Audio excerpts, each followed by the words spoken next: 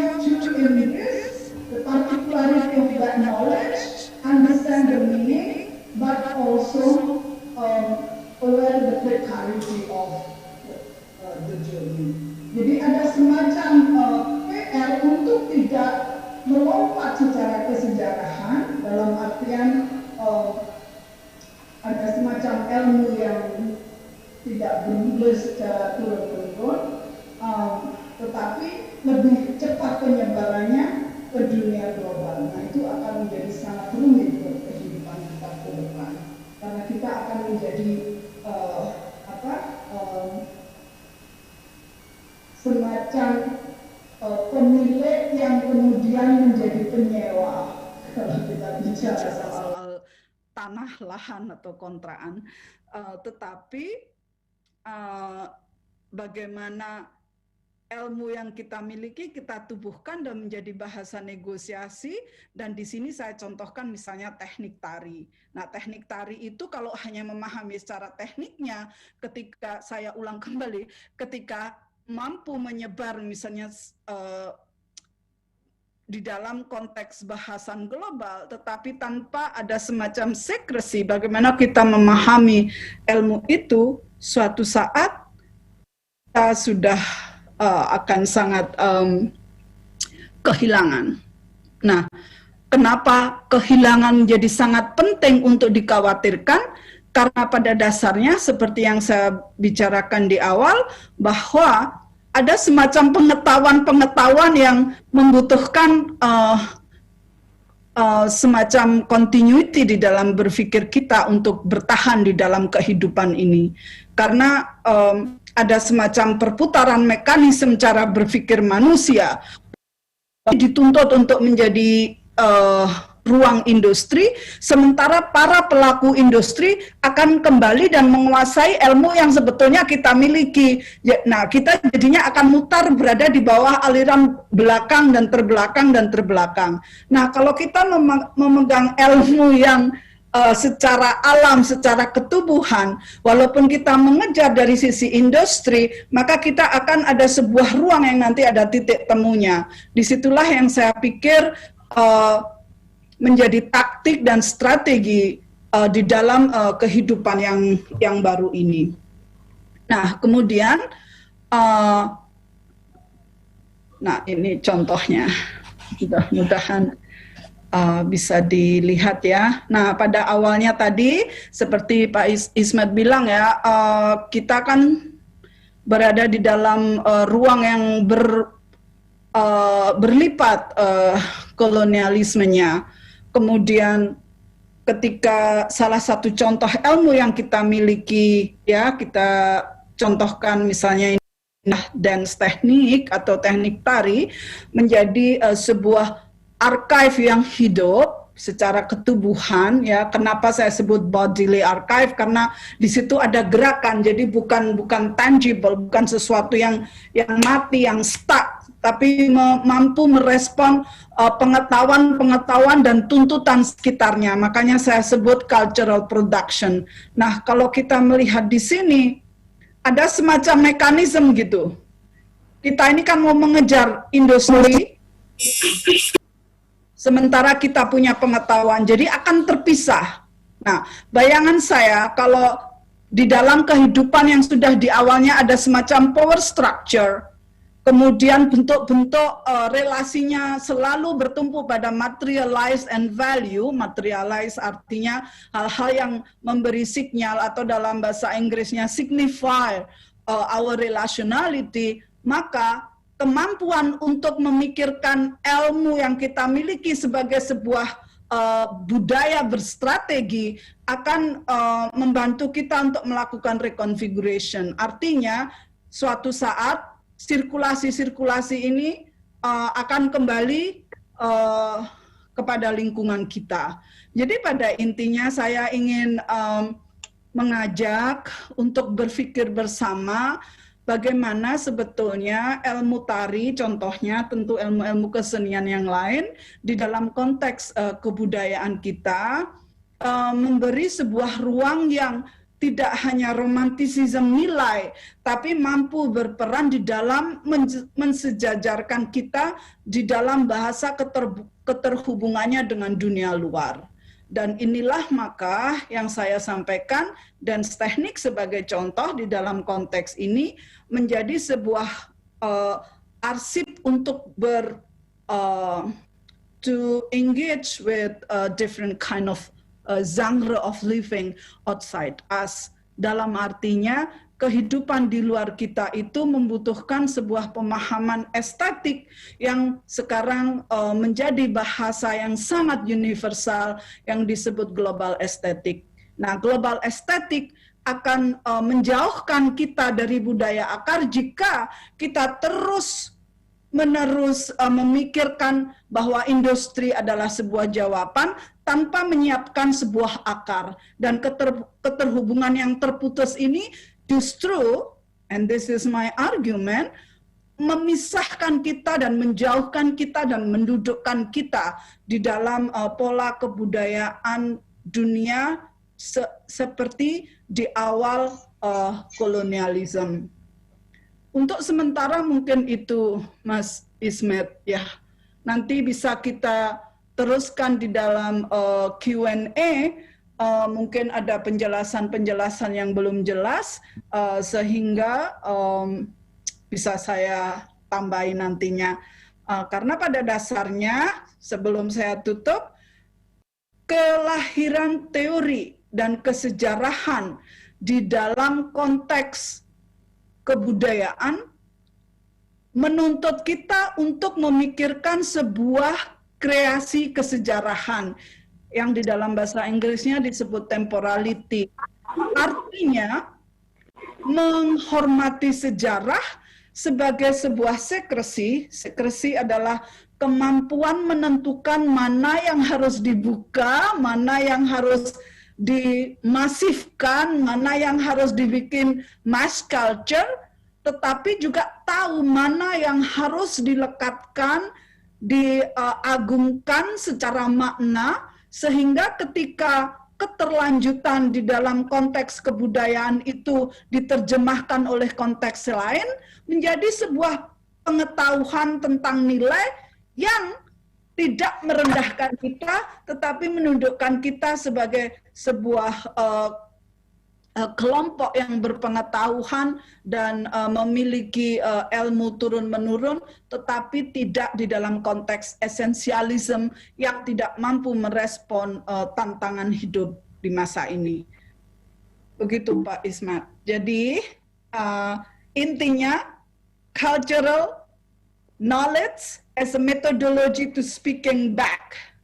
Speaking back artinya sebuah wawasan di dalam postcoloniality untuk merespon tekanan-tekanan di dalam hubungan internasional baik secara estetika maupun secara politik.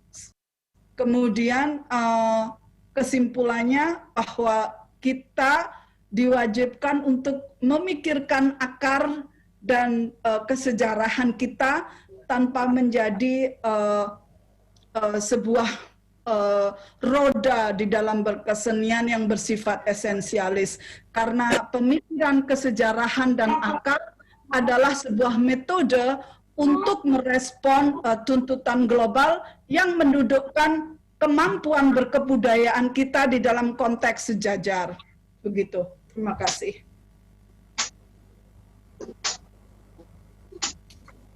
Halo. Baik, terima kasih sekali Mbak Dah, luar biasa, pemaparan yang memang sangat luar biasa.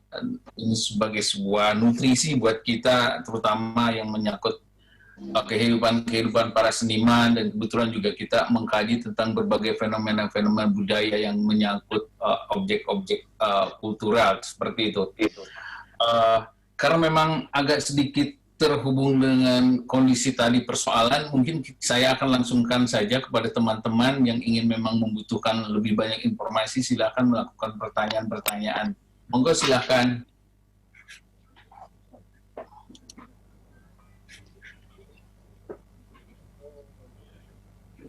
Sambil menunggu pertanyaan, saya mengucapkan terima kasih sedalam-dalamnya kepada panitia, ISPI, dan juga Ibu Afriwita yang dengan sabar berkomunikasi. Mudah-mudahan apa yang diharapkan bisa terpenuhi oleh kehadiran saya, dan kalau tidak akan saya perbaiki. Begitu, silahkan teman-teman. Baik,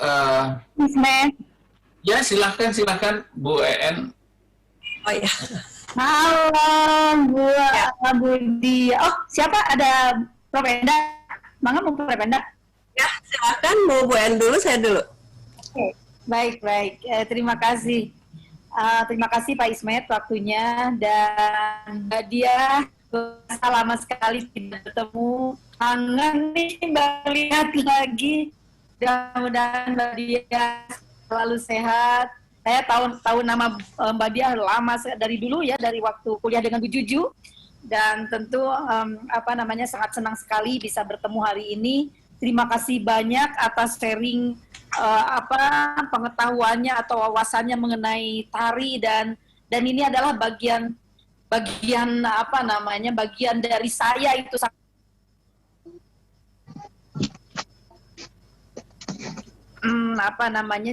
Jangan melupakan sejarah lah ya. Sejarah itu penting untuk kita tetap memikirkan bagaimana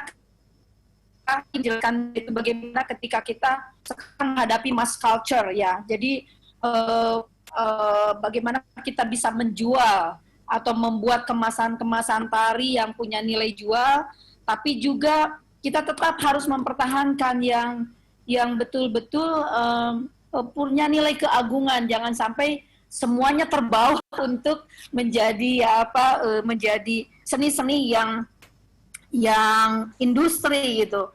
Memang tuntutan itu ke arah sana ya, seni industri, tapi keyakinan kalau kami sih sebagai perguruan tinggi seni yang rasanya memiliki kewajiban untuk tetap mempertahankan dari nilai-nilai tradisi, jangan sampai semuanya harus diindustrikan gitu. Nah, bagaimana kiat-kiatnya selain kita harus tetap selain kita harus tetap mungkin membagi ya Mbak Dia, mana yang tetap harus dipertahankan, mana yang bisa untuk diindustrikan. Seperti itu barangkali bisa kiat-kiat untuk kita terus mencoba mempertahankan ini seperti apa. Mangga Mbak Dia, terima kasih. Terima kasih sekali pertanyaannya. Terima kasih saya sudah diterima di ISPI Bandung. Begini Ibu, maksud saya, terima kasih sekali pertanyaannya. Kelihatannya gampang tapi sangat susah jawabannya ya. Jadi pada intinya ini adalah sebuah pertanyaan epistemologi dalam artian rasional atau penentuan rasional keputusan. Yang tadi saya sebut dengan istilah secrecy. Artinya secrecy itu bukan sebuah kerahasiaan yang abstrak, tapi adalah sebuah keputusan pribadi, pengetahuan pribadi yang mungkin dihubungkan dengan norma-norma di dalam komunal konstituen kita. Nah, diskresi itulah yang sebetulnya bisa menentukan kapan sebuah karya budaya bisa diindustrialkan untuk kebutuhan yang lain. Misalnya kayak teknik tari tertentu menjadi bagian dari dunia game industry, for example. Itu ada semacam pertanyaan dulu, bukan berarti game industri tidak akan mampu memberi financial support kepada para seniman. Tentu bisa, apalagi di masa pandemik ini, game industri akan menjadi sebuah terobosan baru untuk bertahan. Tetapi PR-nya adalah secrecy tadi. Nah, secrecy itu adalah semacam PR untuk menentukan hal apa yang disisakan untuk sebuah nilai pengetahuan yang tidak hanya nanti bisa dipakai sebagai bahasa bargaining untuk kita sendiri dan masa depan kita sendiri, tetapi ada sebuah di dalam konteks political economy itu disebut seduction gitu. Seduction itu artinya apa? ya jangan semua dibuka begitu. Nah, dengan tidak membuka semuanya itu ada semacam keuntungan double. Yang pertama, kita merasa masih bisa memiliki sesuatu yang milik kita sendiri. Kemudian yang kedua, sebetulnya secara political economy itu justru menjadi sebuah ranah untuk bargaining. Jadi biar kita tidak terus terbelakang karena kita misalnya hanya mengejar dari sisi industrinya. Begitu Ibu. Jadi ada semacam kombinasi ruang keputusan untuk memetakan strategi yang saya sebut tadi adalah secrecy in thinking, which part of our cultural practices bisa dialokasikan ke dalam keputusan-keputusan itu. Nah, seperti ini yang saya contohkan tadi Ibu. Let's see, just give me 1 second please. Ini. Nah, ini Ibu. Ini. Nah, jadi kan intinya bayangan saya ada semacam tuh ini industrinya pengetahuan kita di sini. Nah, terus akhirnya akan terpisah terus dan kita terus berjuang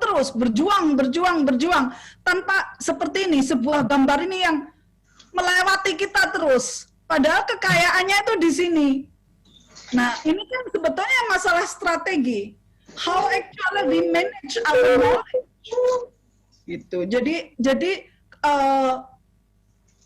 bukan ditujukan untuk konteks market and global connection sebagai pola tujuan dari kepemilikan budaya itu sendiri, itu tidak mutlak. Tetapi bagaimana pengetahuan kebudayaan itu mendudukkan kita di dalam sebuah yang sangat kuat, dan baru kita bisa memahami mana yang bisa kita strategikan. Kalau yang kita miliki belum kuat dalam artian pemahaman maknanya, di situ kerentanannya saya pikir Ibu. Demikian Pak Ismet jawaban saya, Mas Ismet. Thank you. Terima kasih. Luar biasa eksplanasi yang barusan. Kami catat semua dan kebetulan juga record. Jadi untuk lebih menyemarakkan nih suasana diskusi ini, silakan Prof. Endang untuk berdiskusi sama Pak. Ya, terima kasih Pak Ismet. Makasih Mbak Diah. Halo. Ya, Mbak Diah kedengaran suara saya? Ya, saya sangat dengar jelas Ibu. Ya, menarik sekali ya. Tadi presentasi dari Mbak Diah, terutama memang mengenai kepemilikan ini. Indonesia memang dikenal kan mempunyai arsip ketubuhan dari berbagai etnis. Di Indonesia saja 34 provinsi, satu provinsi itu sudah berapa ratus itu. Hanya memang untuk arsip ini belum semua, terutama social power ya, terutama para petinggi yang seharusnya dia merasa bahwa itu merupakan modal sosial bagi daerahnya, membuat perda. Nah, saya sangat ini juga ya, apresiasi kepada para kepala daerah yang membuat peraturan bahwa sanggar-sanggar dan sekolah-sekolah itu harus mengkonservasi salah satu atau beberapa yang menjadi identitas daerah. Misalnya saya sangat terharu melihat Wali Kota Surabaya misalnya, Ibu Risma. Beliau begitu apresiasi terhadap seni-seni daerahnya sehingga membuat peraturan tari ngremo harus diajarkan di tingkat SD, SMP, bahkan sanggar-sanggar. Ketika Ibu Risma memerintah 1.000, 2.000, 3.000, 4.000, 5.000 tari ngremo ada. Begitu juga di Aceh, begitu juga di Banyuwangi. Nah, ini kalau di Indonesia, nah semuanya dari provinsi, dari daerah melakukan ini, betapa arsip-arsip ketubuhan itu bukan hanya digunakan sebagai apresiasi, sebagai hal-hal yang memang terkait dengan tadi rasa dan lain-lain, tetapi juga sebagai industri bisa membantu. Nah, bagaimana menurut pendapat Mbak Diah ini, bahwa Indonesia itu punya mutiara yang ini, tapi akhirnya banyak dicolong tadi seperti kepala Buddha tadi. Banyaknya kita nanti mencari justru ke negara orang karena mereka punya wadah, punya alat-alat untuk mempromosikan dan lain-lain. Terima kasih. Terima kasih Ibu pertanyaannya. Ya terakhir saya ingat mungkin kalau tidak salah kita di Kebun Raya Bogor ya, mungkin. Begini. Jadi pertanyaannya sebetulnya ada dua. Yang satu kita memikirkan bahasa konservasi, tetapi sebetulnya konservasi itu kan berkaitan dengan bagaimana kita to preserve, menyimpan, tetapi tumbuh. Konservasi itu kan penyimpanan tetapi tumbuh, bukan penyimpanan untuk dimatikan karena it's not about storage. Tapi untuk konservasi. Nah, penumbuhan itu tetapi tidak terlepas, tidak melupakan konteks akar keterkaitannya. Nah, bayangan saya begitu. Nah, kemudian satu hal yang Ibu sampaikan, sebetulnya ada pemisahan antara konteks industri sama konteks kreatif imagination. Kalau kita membicarakan industri, ideologi pelahirannya itu sudah bersifat dedikasi kepada mesin. Tetapi kalau creative imagination, kita bisa menggunakan mesin untuk berdedikasi kepada nilai konservasi itu. Jadi pemunculan kebaruannya tanpa melupakan sebuah konteks akar tadi. Nah, saya pikir ini Ibu Endang lebih ahlinya karena ini berkaitan dengan bagaimana berkreasi, bagaimana berkarya. Jadi pelahiran konteks kebaruannya itu yang menuntut pertanyaan atau menuntut keahlian medium apa yang dipakai. Nah, kalau yang ditujukan sudah menjadi industri, misalnya seperti barang kerajinan ya, misalnya ini dari Sidoarjo misalnya, ini bisa masuk Target itu sebuah toko ini ya di Amerika. Nah, itu beda lagi. Jadi konsep ideologinya sudah marketing secara banyak. Nah, jadi itu pertanyaan PR kepada para pelaku dan pemangku kebijakan, apakah setiap semua kekayaan kita itu akan menjadi barang yang kayak di Target tadi, kemudian nilainya menjadi murah, atau ada semacam sekresi, karena sekresi itu justru yang tidak pernah dipikirkan karena dianggap wah sudah kuno, sudah tidak mampu merespon kebutuhan sekarang gitu. Nah, nanti suatu saat sekresi itu akan menjadi di dalam teori bahasa Inggrisnya kita sebut speculation of value. Jadi nilai exchange-nya itu tidak satu benda menjadi 5.000 misalnya, tetapi bisa menjadi ribuan yang banyak karena speculation begitu. Jadi di sini PR-nya menentukan mana yang mau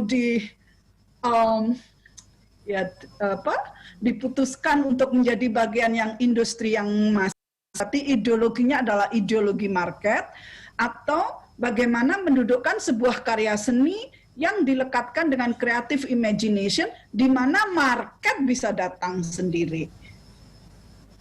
Ya seperti pengetahuan yang kadang tidak semua orang bisa melakukan. Oke, terima kasih. Sebelum ke Bu Darlene, silakan Prof. Jujul untuk juga ikut bisa bergabung dengan kami. Silakan Prof.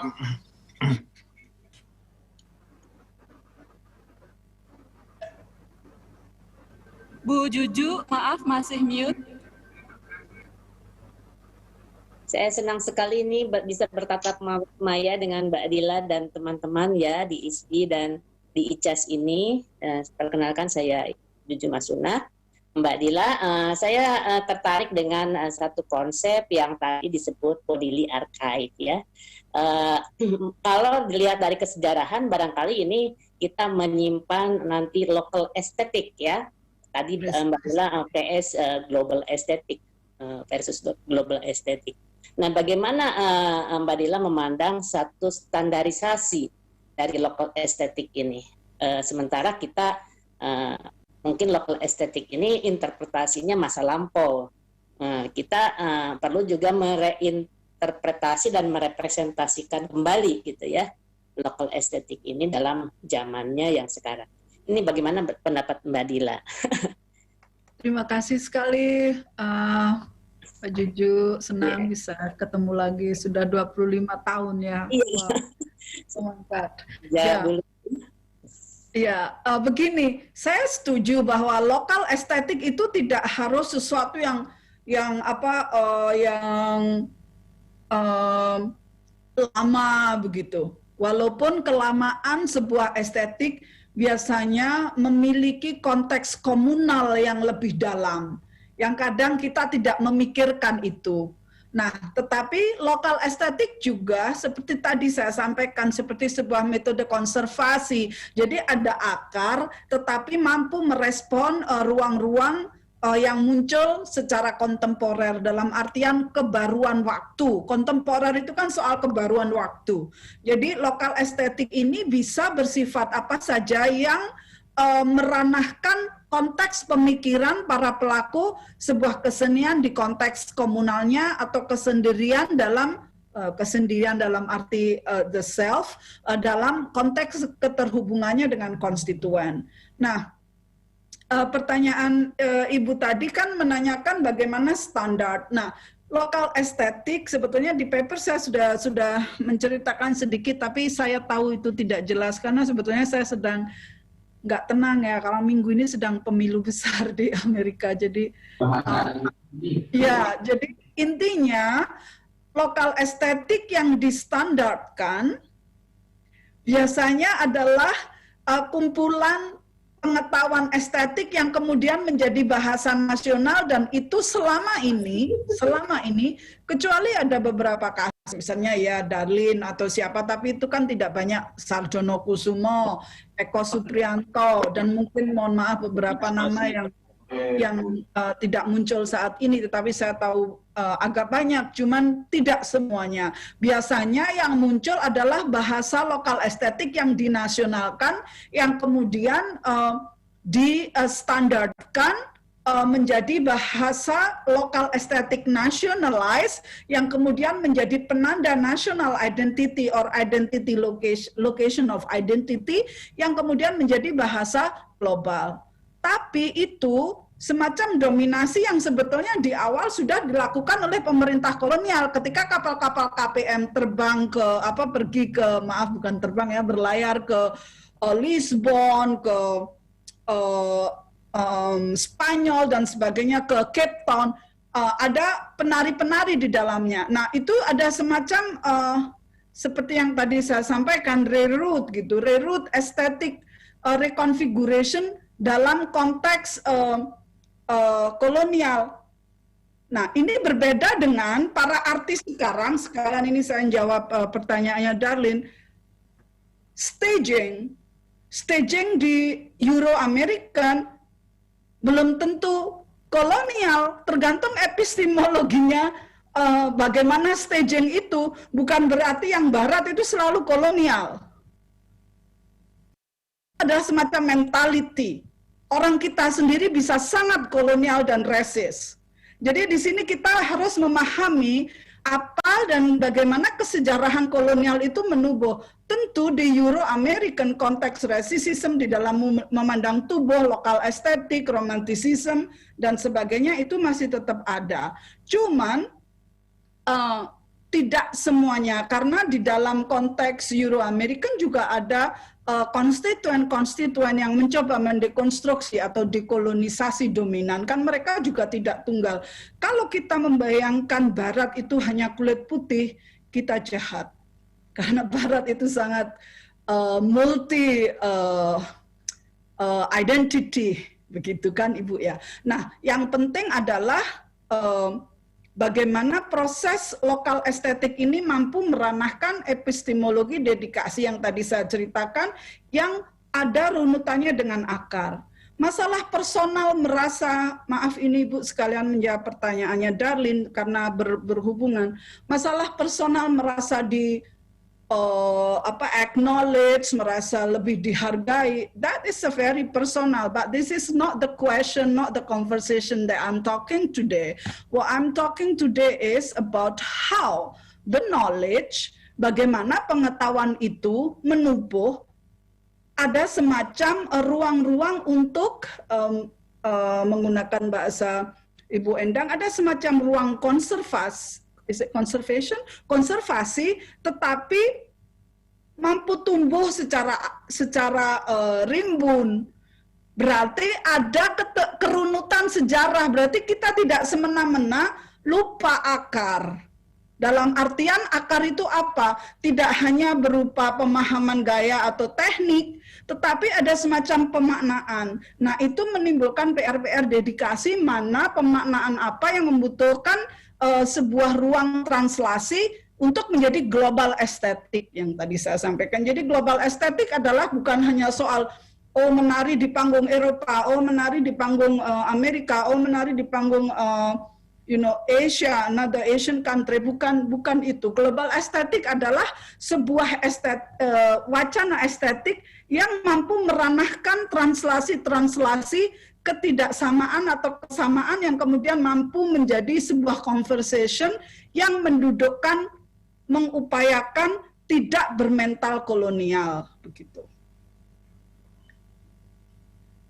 Mbak Jujuk, suaraku keras, mohon maaf ya, karena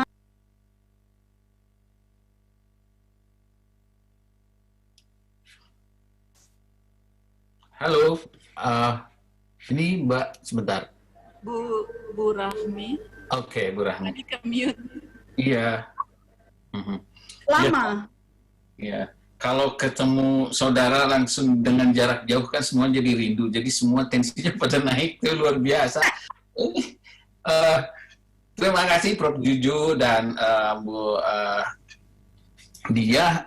Jadi juga saya ini juga kita menggarisbawahi sebelum, karena memang juga takut Pak Peter Kuling juga akan hadir. Dan kebetulan juga ini hari Jumat, kita juga tidak mau mengganggu situasi seperti ini. Ini sebelum nanti kita ke Bu Direktur di Pasca Sarjana, Bu Yanti, ada satu hal yang memang barusan juga saya dapat WA dari teman saya, yang saat ini di Production Industry Grammy Award, seperti itu, ada semacam hal yang upaya untuk ada dekolonisasi lagi juga, Mbak. Mereka mencoba untuk menghapus makna world music menjadi global music gitu, best global album, karena ini mereka pikir hasil kajian para etnomusikologi dan lain-lain itu seperti sebuah produk kolonisasi gitu, makanya mereka melakukan supaya upaya penghalusan seperti itu. Nah, saya tidak tahu apakah prinsip berpikir seperti ini sudah ada juga. Seperti di beberapa kali saya mengikuti World Music and Dance seperti di England gitu, seperti itu. Adakah hal-hal yang seperti ini, upaya-upaya yang lebih spesifik dari proses penghalusan kata seperti ini di bidang tari seperti itu? Terus juga tentang persoalan makna yang tadi dibilang sama Mbak itu tentang peran pemerintah, bagaimana status dan kondisi yang ada dalam kultur kita di tanah air dengan culture right misalkan seperti itu. Ini juga tidak bisa kita pisahkan dari peran seperti ini. Itu yang mungkin bisa tolong pemahaman apakah situasi yang dikatakan tentang persoalan industri juga menyangkut persoalan eufemisme dari persoalan penghalusan dekolonisasi. Maka silahkan Mbak. Terima kasih. Wah, agak susah ya pertanyaannya karena Mas Ismet membicarakan dunia popular music, ya, popular music dalam artian sebuah dunia yang memang konteks keberadaannya sudah diilhami oleh mesin, misalnya gramofon, terus recording industry, right? Kemudian juga kehadiran studio-studio. Tetapi di Euro-American konteks, kata pemikiran ulang untuk tidak melupakan konteks keterhubungan dengan semacam penyuaraan bagaimana yang termarginalisasi bisa berbicara kembali atau speaking back yang tadi saya beri tanda kayak halo-halo itu, ya tentu dengan paling tidak tahap pertama adalah memahami konteks bahasa atau mendekolonisasi lewat penamaan seperti yang Mas Ismet contohkan. Nah, di sini misalnya a word menjadi konteks global music, tapi kata global seperti yang tadi saya sampaikan kan juga membutuhkan sebuah ruang, sebuah ranah. Jadi global belum tentu kolonial. Ini juga jawaban saya ke Darlene. Kalau pentas di luar konteks ruangnya selalu dianggap kolonial, berarti secara epistemologi sebuah ruang berkarya itu, penampilan musik itu sudah didasari oleh asumsi-asumsi perendahan martabat di pihak lainnya. Nah, kita harus mampu membedakan mana yang disebut staging dalam artian bagaimana sebuah karya didudukkan untuk menjadi spektakel. Nah, dunia musik kan lebih seperti itu kan, Mas Ismet ya, untuk konteks Grammy Award and so on. Nah, di dalam mendekolonisasi Grammy Award misalnya, kalau pelaksanaannya sudah di dalam ruang yang misalnya sangat glamour. Jadi kata dekolonisasinya ya gimana ya? Mungkin bisa diawali dari bahasa, tetapi dekolonisasi ini sebetulnya tahap awalnya sangat bisa diawali dengan bahasa, tapi tidak hanya soal bahasa, tetapi lebih soal mentality begitu. Jadi ini bukan soal bagaimana musik tidak bisa dinikmati, tetapi ini bagaimana musik kelompok yang biasanya tidak terhitung, atau kalau dihitung dengan bahasa esensialism and romanticism, dekolonisasi adalah mendobrak itu.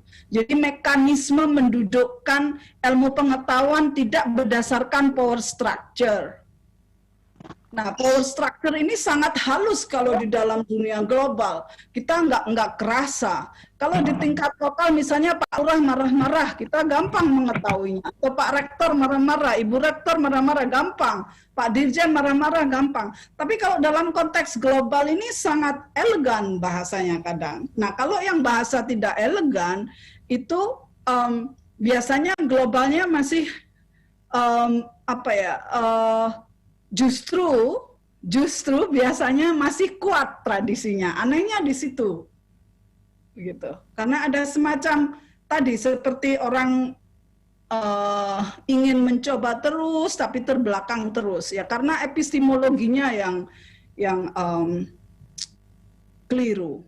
Mungkin saya tidak bisa menjawab pertanyaan Mas Ismet, cuman memang di dalam dunia musik yang sudah industri, paling tidak di dalam konteks Euro-American atau Eropa, penggunaan bahasa atau penampilan kelompok masyarakat yang marginal menjadi bahasa signifier, begitu, to signify the inclusion. Terima kasih banyak Mbak Dia. Ini nih Kang Ipit nih, lumayan. Silakan Pak Ipit. Ya, terima kasih. Assalamualaikum warahmatullahi wabarakatuh. Salam. Salah. Saya tertarik dengan gagasan global estetik yang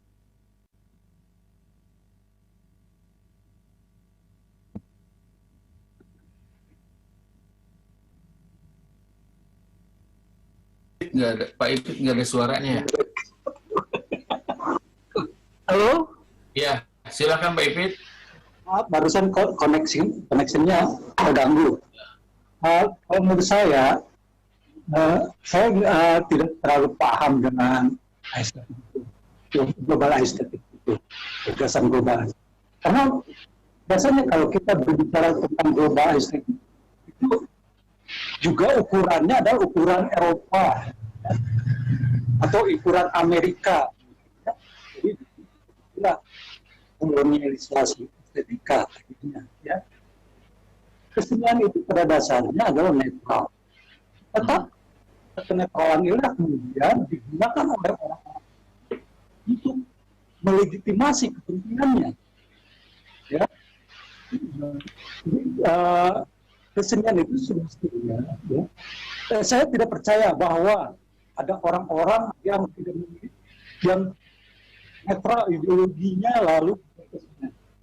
Semua orang memiliki ideologi, ya, atau kepentingan baik ideologi pribadi, ideologi orang luar, seperti ideologi market,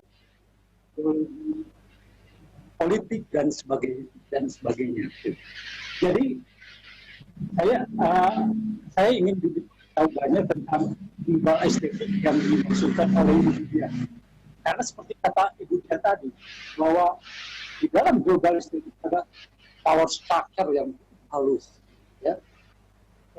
Dan kita harus bisa membaca power structure ini, ya.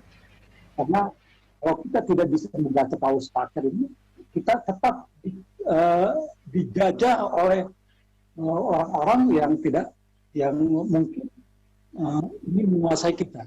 Begitu saja. Terima kasih. Wassalamualaikum warahmatullahi wabarakatuh. Silakan langsung Mbak Dia.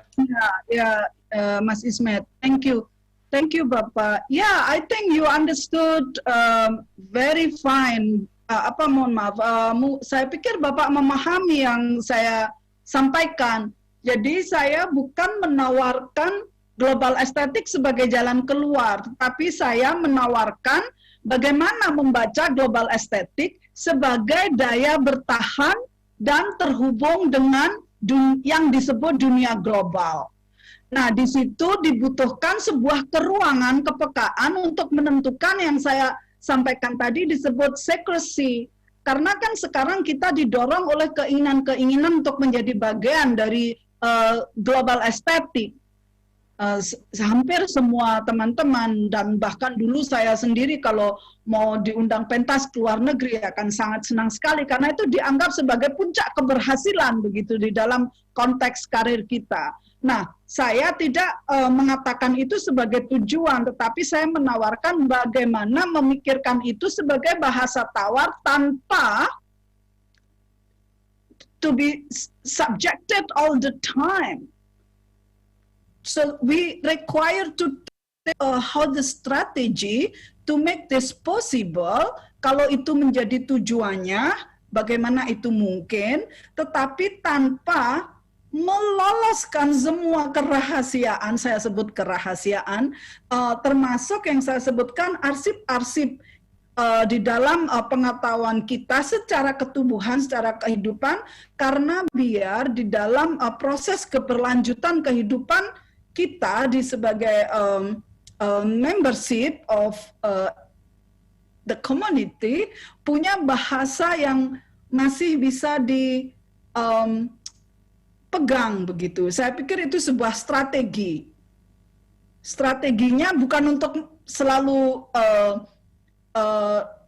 menjadi bagian global itu menjadi tujuan utama, karena global itu tidak selalu memikirkan kita loh.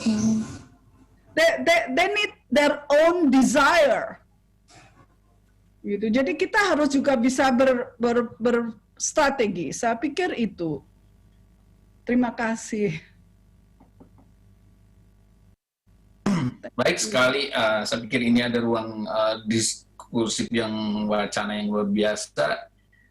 Saya mohon juga semua dapat menyimak karena juga ada makalah atau paper yang mungkin bisa kita baca dan luar biasa. Semua esensi-esensi yang substantif juga sudah ada dalam tulisannya Mbak Dia gitu ya. Karena juga mohon maaf karena juga saya tidak ingin mengkorupsi para pembicara yang lain. Untuk yang terakhir mungkin Bu Yanti nih dari Pasca Sarjana. Monggo silakan Bu Yanti. Baik, terima kasih. Ibu bergema, Ibu, saya kurang bisa dengar.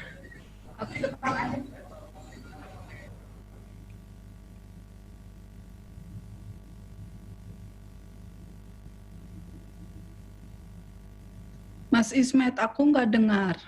I cannot hear it.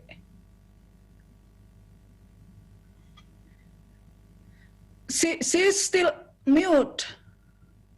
Let me unmute first. Nggak keluar suaranya Bu Yanti.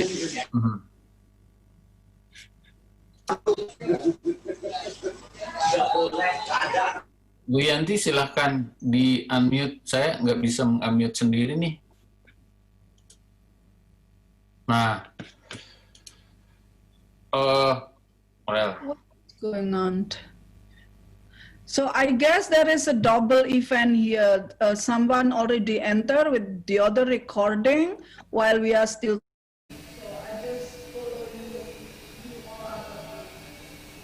Oke.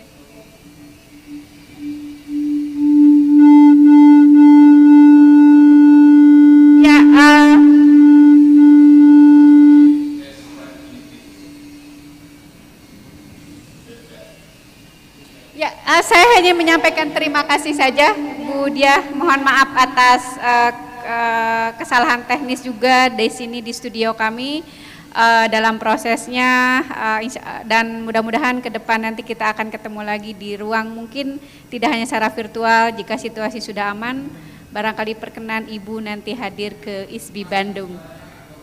Terima kasih. Assalamualaikum warahmatullahi wabarakatuh.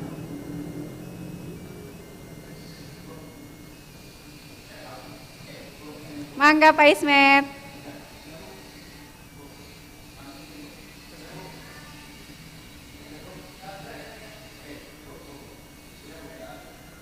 Memaknai tentang persoalan supresi, artinya kalau mungkin bisa kita mana yang bisa kita lekatkan atau dalam istilah milenial sekarang itu the place itu the right place, tentang persoalan-persoalan apa yang kita punyai. Juga ini persoalan kepemilikan menjadi satu pelacakan kembali ya, artinya redress itu menjadi suatu hal yang penting. Ada seperti misalkan Prof. Supangga, dia membuat buku tentang garap, itu penting sebetulnya untuk pengkodean estetika yang tadi mungkin disebutkan sama Mbak Dia seperti itu. Dan tampaknya ruang diskursif tentang kebudayaan di Indonesia itu tidak akan habis. Maka dari itu memang ini perlu betul merecoding tentang pemaknaan dan identitasnya itu sendiri, hingga tugas pemerintah betul ada di dalam ranah yang right place sebagai pemilik budayanya itu, sebagai culture right. Sementara ini kan ini selalu silau dan bias selalu, sehingga makna budaya kita untuk bisa dipresentasikan dalam hal-hal yang sifatnya staging seperti itu menjadi betul-betul kekuatan secara esensi, seperti itulah kira-kira. Terima kasih sekali Mbak Dia atas paparan yang luar biasa. Dengan tidak mengurangi rasa hormat, kami dari Pasca Sarjana, juga dari mewakili Rektor ISBI Bandung dan Direktur Pasca Sarjana, juga audiens yang lain, terima kasih banyak atas keluar biasaan informasi yang menjadi pengetahuan buat kita. Mangga semua. Ya, assalamualaikum. Waalaikumsalam. And anyone who want to ask question, feel free to send me email, and that is very important for me to follow up. So this is not only, it's about tidak hanya soal seminar ini, tetapi keberlanjutan pengetahuan dan diskusi-diskusi kita. Thank you so much. Really appreciate. Terima kasih. Oke, terima kasih. Sampai bertemu, Mbak Dia. Thank you. Sehat selalu ya.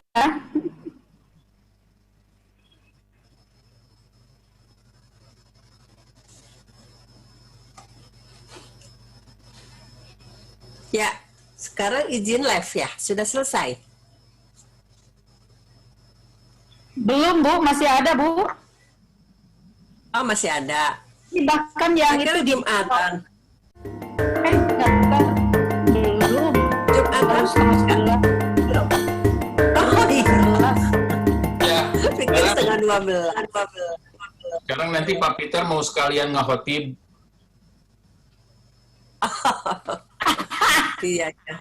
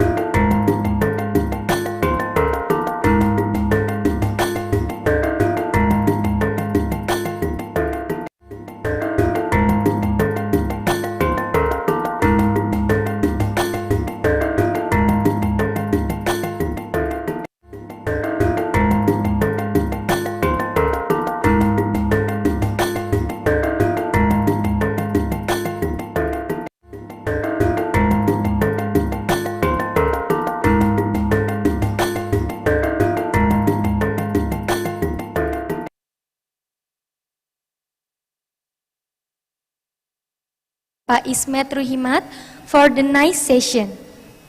Ladies and gentlemen, we have completed the first session and now we are going to the second keynote speaker, that is Peter Kuling PhD. And this session will be led by Ibu Afriwita. To Ibu Afriwita, please.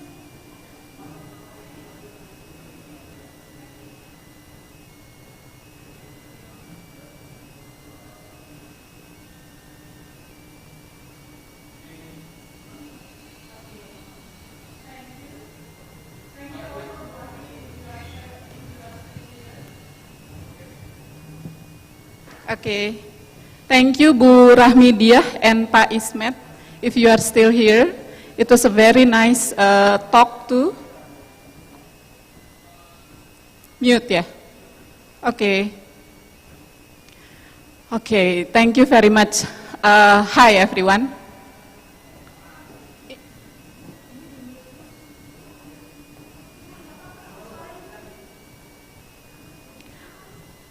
Okay, hello everyone. Okay, it's a bit horror this morning actually. We have technical error, so it's a bit disturbing the spirit actually. Peter, are you here? Okay, okay, thank you Peter. Thank you for joining us. Really, it's a very great moment for us to have you here in the moment of digital era like now. So we really have a kind of, discourses or anything related to digital era nowadays. And you know, although we have kind of rehearsal many times, but when it is related to system, then we cannot predict whatever happens later. This morning it was really horrible. It is horror for us because we have a kind of error here and there. So it's a bit frightening too, but hopefully the end of the session will be okay and it will run well. Okay, so Bapak Ibu, ladies and gentlemen, thank you for still participating on the second day of our conference. We are here now with Peter Kuling. I'd like, although we have prepared the CV, the curriculum vitae on the booklet of the speakers' papers, I'd like to read a little bit about Peter Cooling. So Peter Cooling is the associate professor in School of English and Theatre Studies. His areas of specialization is early modern theater history, Canadian literature and theater, performance studies, digital multimedia, video games, devising, and dramaturgy or playwriting. So this is really related to our era now, when the performance should be related to digital, yeah. Everything should be related to digital to have a kind of another also, because this is the phenomena now. Peter Cooling got his PhD from University of New Brunswick, MA from University of Toronto, BFA from York University. Peter Cooling teaches courses on Introduction to Theatre and Performance, Theatre History, Dramaturgy, Ensemble Practices, Digital Performance, and special topics on Media Theory and Performance Technology.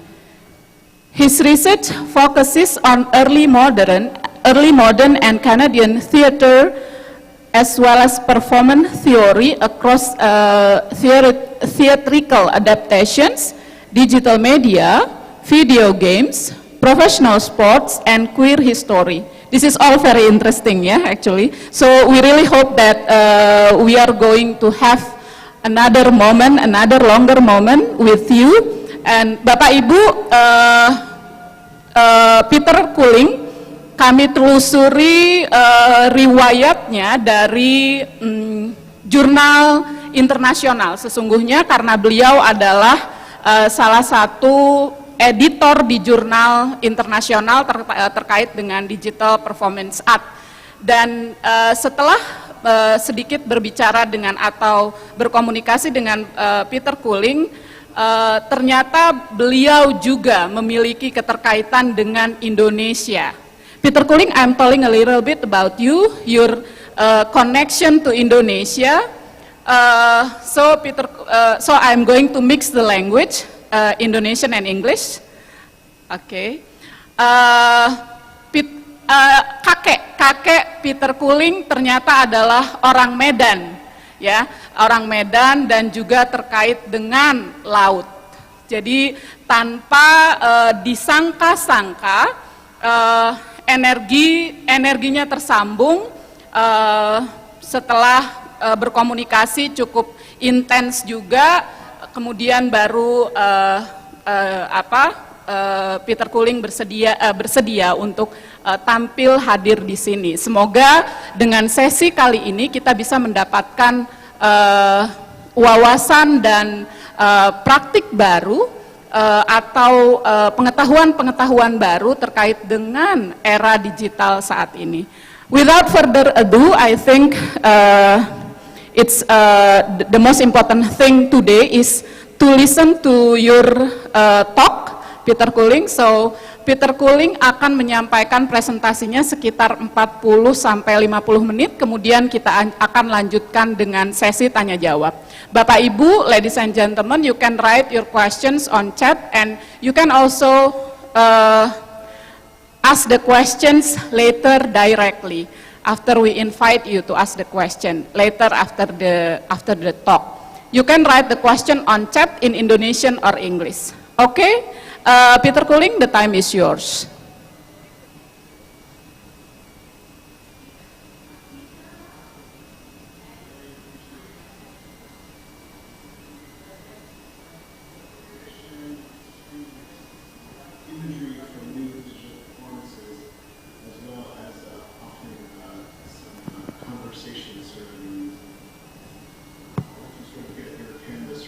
Of course, I understand technology takes a little bit of time, and it certainly has its own sort of connections and concerns. Don't worry, I'm very used to different technologies in place, so we'll take a while to talk today.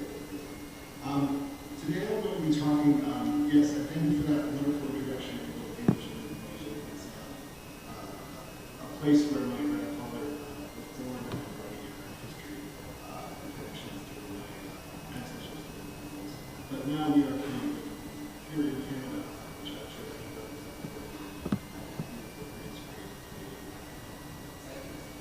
so to start today, I thought it would be good to talk a little bit about virtual theater and some of the ways in which I use theater to talk about how performance is changing in new digitized and virtual environments. I'm particularly interested not just in performance on stage,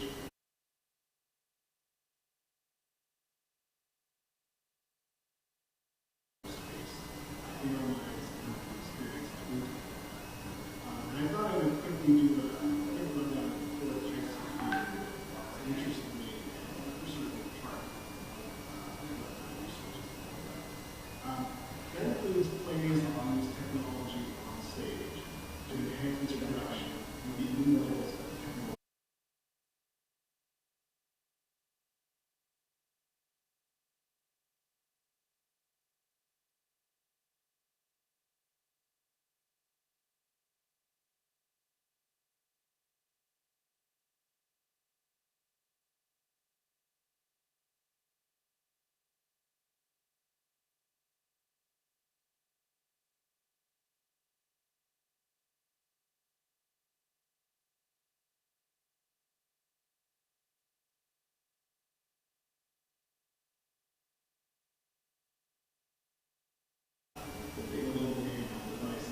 Unless you like build blocks and build buildings.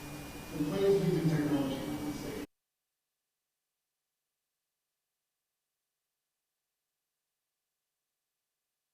stage. Are using conversation.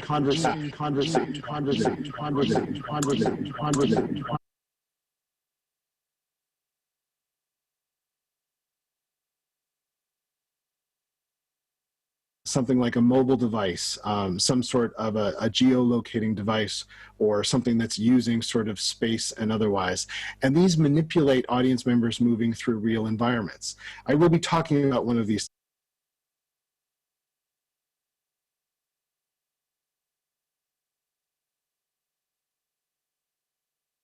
The technology on stage, and the plays where you interact with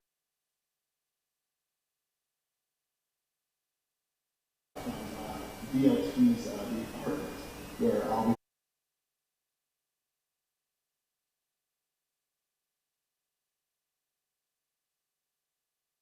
be the messages to sort of figure out.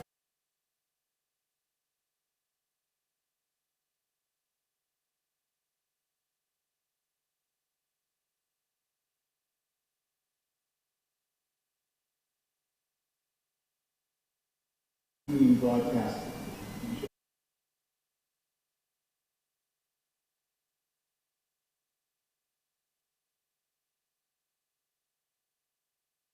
experience.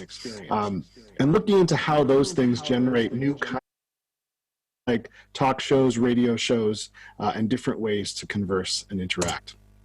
They can also be used for fundraising.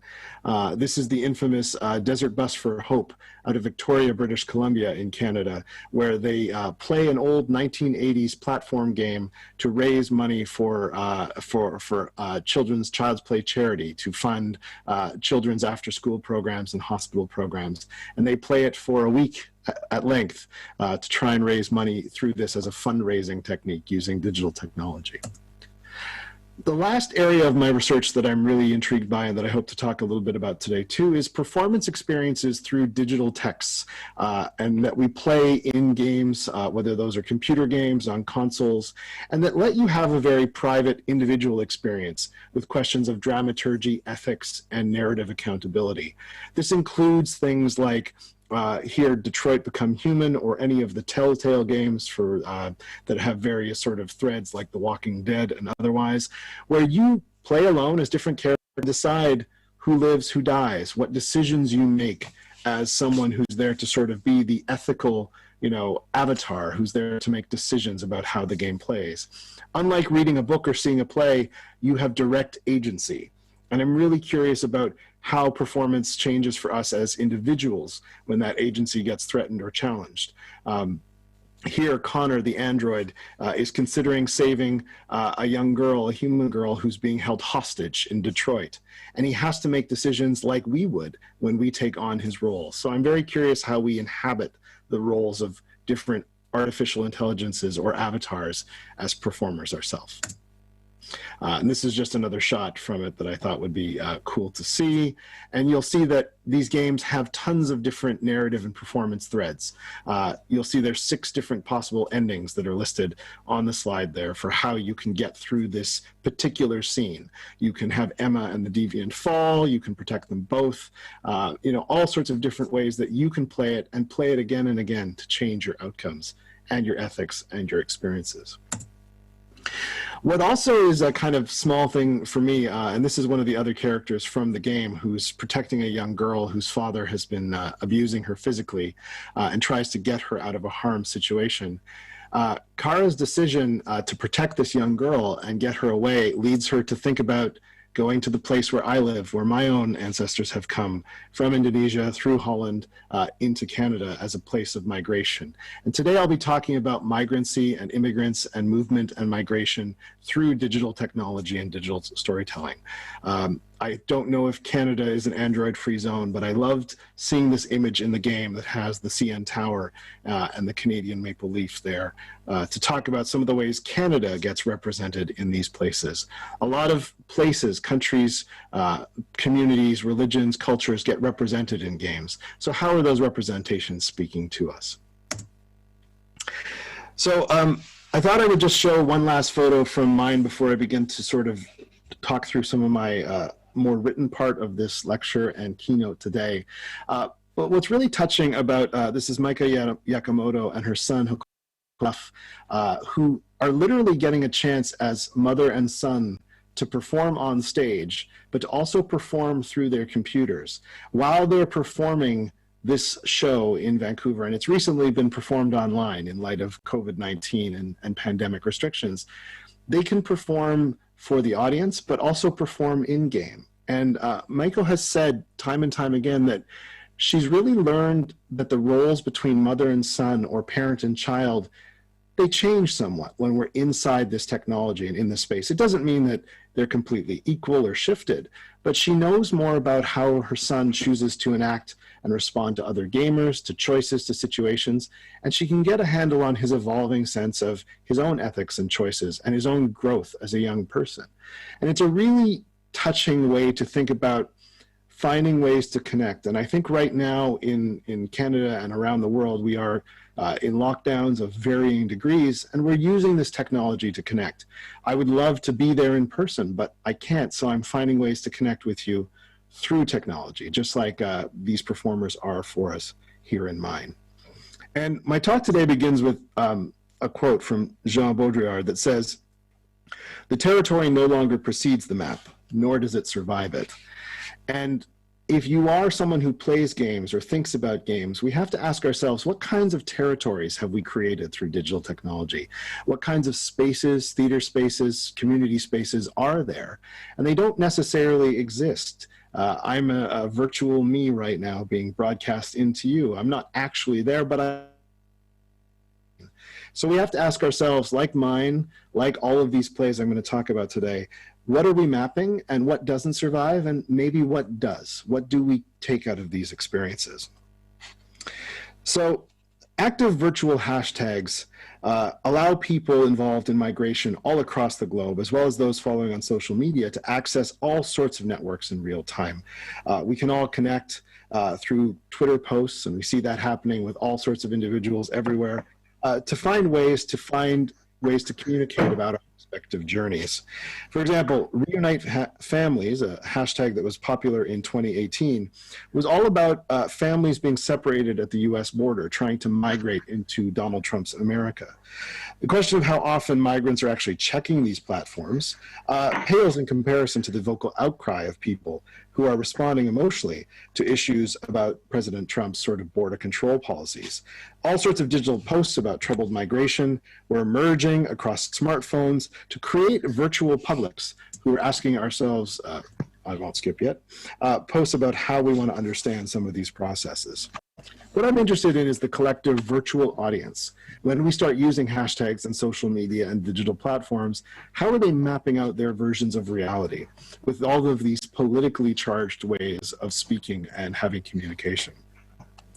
All of these digital devices and digital ways of creating theater, to me, speak about dramaturgy, about understanding how to know a text and say and understand what it's saying.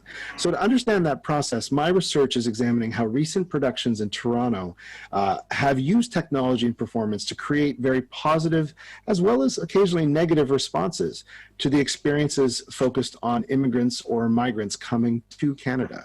And Canada is a country that is all about migration. The First Peoples and Indigenous people of Canada are the original residents.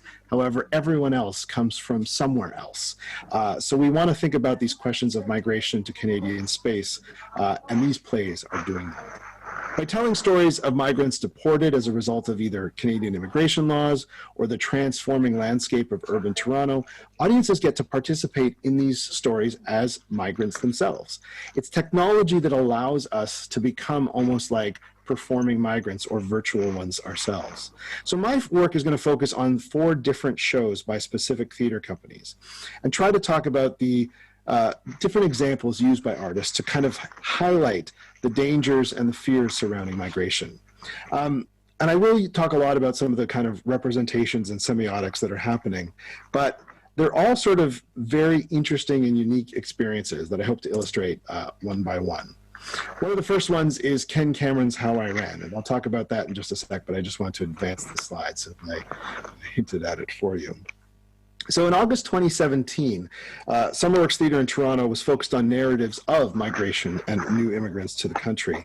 And 2 of the 4 plays that I am discussing, Landline and The Invisible City, appeared in that lineup, while others like The Apartment and Ken Cameron's How I Ran premiered in earlier years in places like Ottawa and Calgary throughout Canada. And some of these were test plays, because if you've ever done work with technology, as we are for this conference, sometimes you need to rehearse and test and see how some of it will work. So honestly, many of these were first attempts to try test out how the technology will work for us. So ultimately, they may not be complete or final iterations or versions of these performances, but they give us a glimpse into how artists and performers think technology changes our experiences as audience members. All of these shows share the common characteristics of requiring us as audience members to listen, to read, to interact, and move through performances filled with questions of displacement, strangeness, and migration.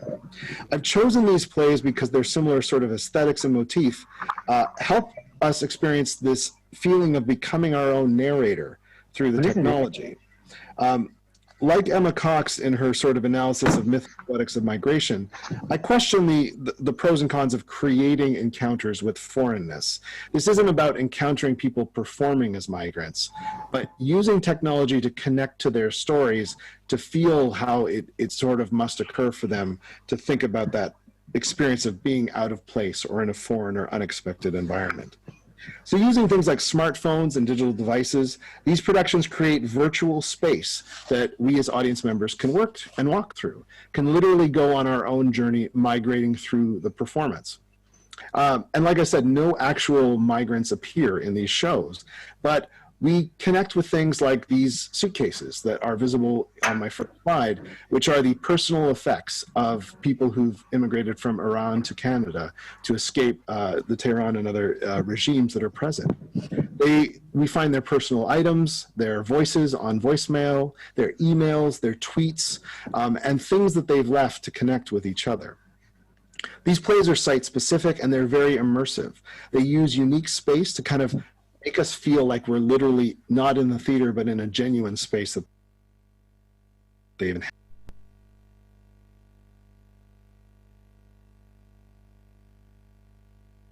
There might be material that's not violent or concerning, but makes us sort of wonder about our own headspace and where we are. They're designed for current Canadian citizens to question some of the politics and concerns of their own world.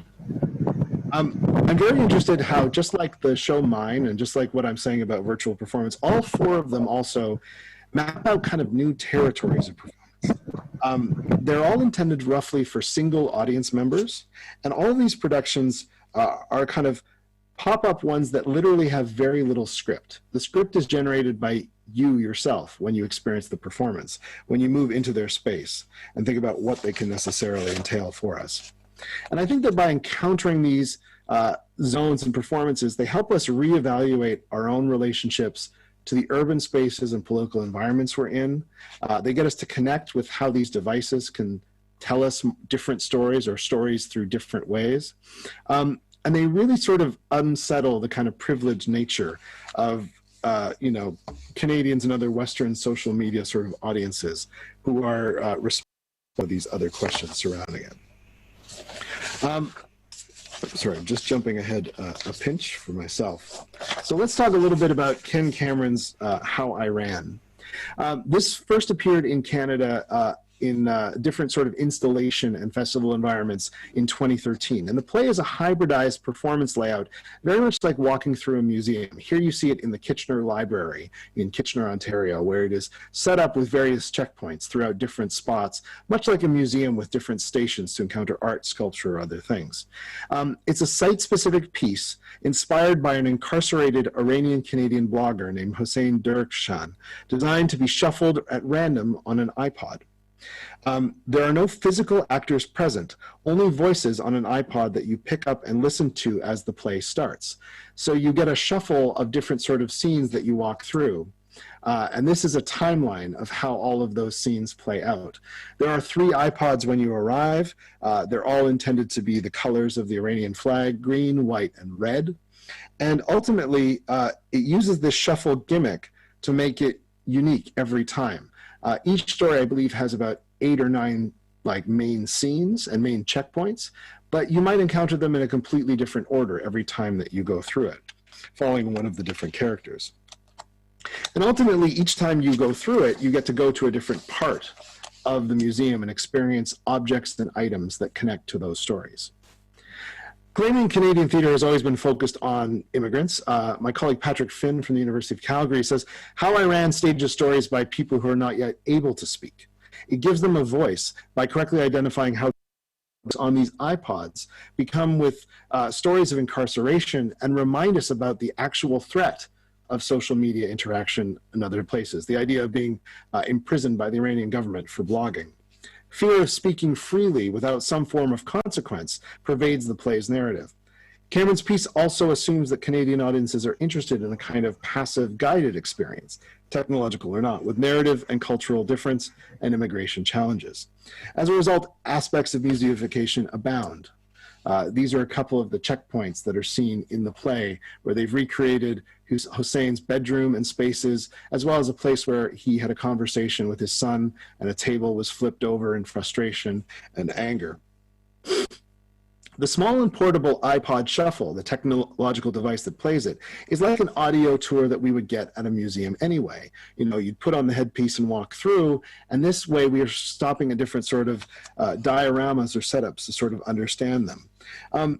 And ultimately, free agency is definitely not a required aspect of it, but it renders Cameron's sort of experience a very passive one. We're not able to deviate from the narrative, but we have to move through it. We might be able to do this with appropriate social or physical distance in this current era, but ultimately, it's one that you're still very much alone, but very much following a thread towards getting to the final sort of moment. Cameron's play also relies heavily on the marketing gimmick of the shuffle, with its randomization, to sort of think about different experiences. Ultimately, the story doesn't change. The story is the same story. You just encounter the chapters in a different sequence. So no member is necessarily accessing the entire story. There are 3 iPods with 3 different storylines. But like most contemporary museum, it encourages you to try and fill in the gaps, which is something that virtual theater always has to do. The technology is not the same as performing in person, where we can sort of see the costume and think about it. Sometimes we're filling in gaps for space and other things around us that are coming forward. Likewise, all objects in the show, even the iPods, hint at possible completeness, yet problemize the assumption that we can have a complete experience. And maybe that's something I really want to hint at today, that of digital and multimedia performance and experience, we're not necessarily going to ever have a complete experience, one that has a complete sort of full use of all the technology as effectively. And that's why we shouldn't frustrate when technology goes a little awry. And I fully understand that these things happen. And these are ways to think about how we might settle some of that need or concern. Arguably the most important aspects of the story, Hussein's expulsion from Canada, remains the only fixed constant. It's the final scene in the play where you learn about his deportation. And it's included on all the iPods, even if the sequences are random. So the questions I have are, do we as listeners fall victim? And here's some people listening to it and moving through the library to different checkpoints. Do we as listeners fall victim to assumptions and misappropriations because we don't have a complete understanding of Hussein's story? Are there benefits to encountering the story randomly that we might gain as compared to a linear fashion, like reading a book or seeing a play? It may strike some audience members as odd that there are 0 computer stations in the experience as well. Hussein's a blogger, so there's no place to actually legitimately read the blog that this person has sort of put together. But it offers more of a kind of immersive video game sort of experience, not unlike Punch Drunk Sleep No More in New York City, that forces you to move towards a common final scene, but ultimately sort of really encountering only designed environments, not ones that are particularly alterable or adaptable to your needs. I personally want to know the blog posts and read more about them.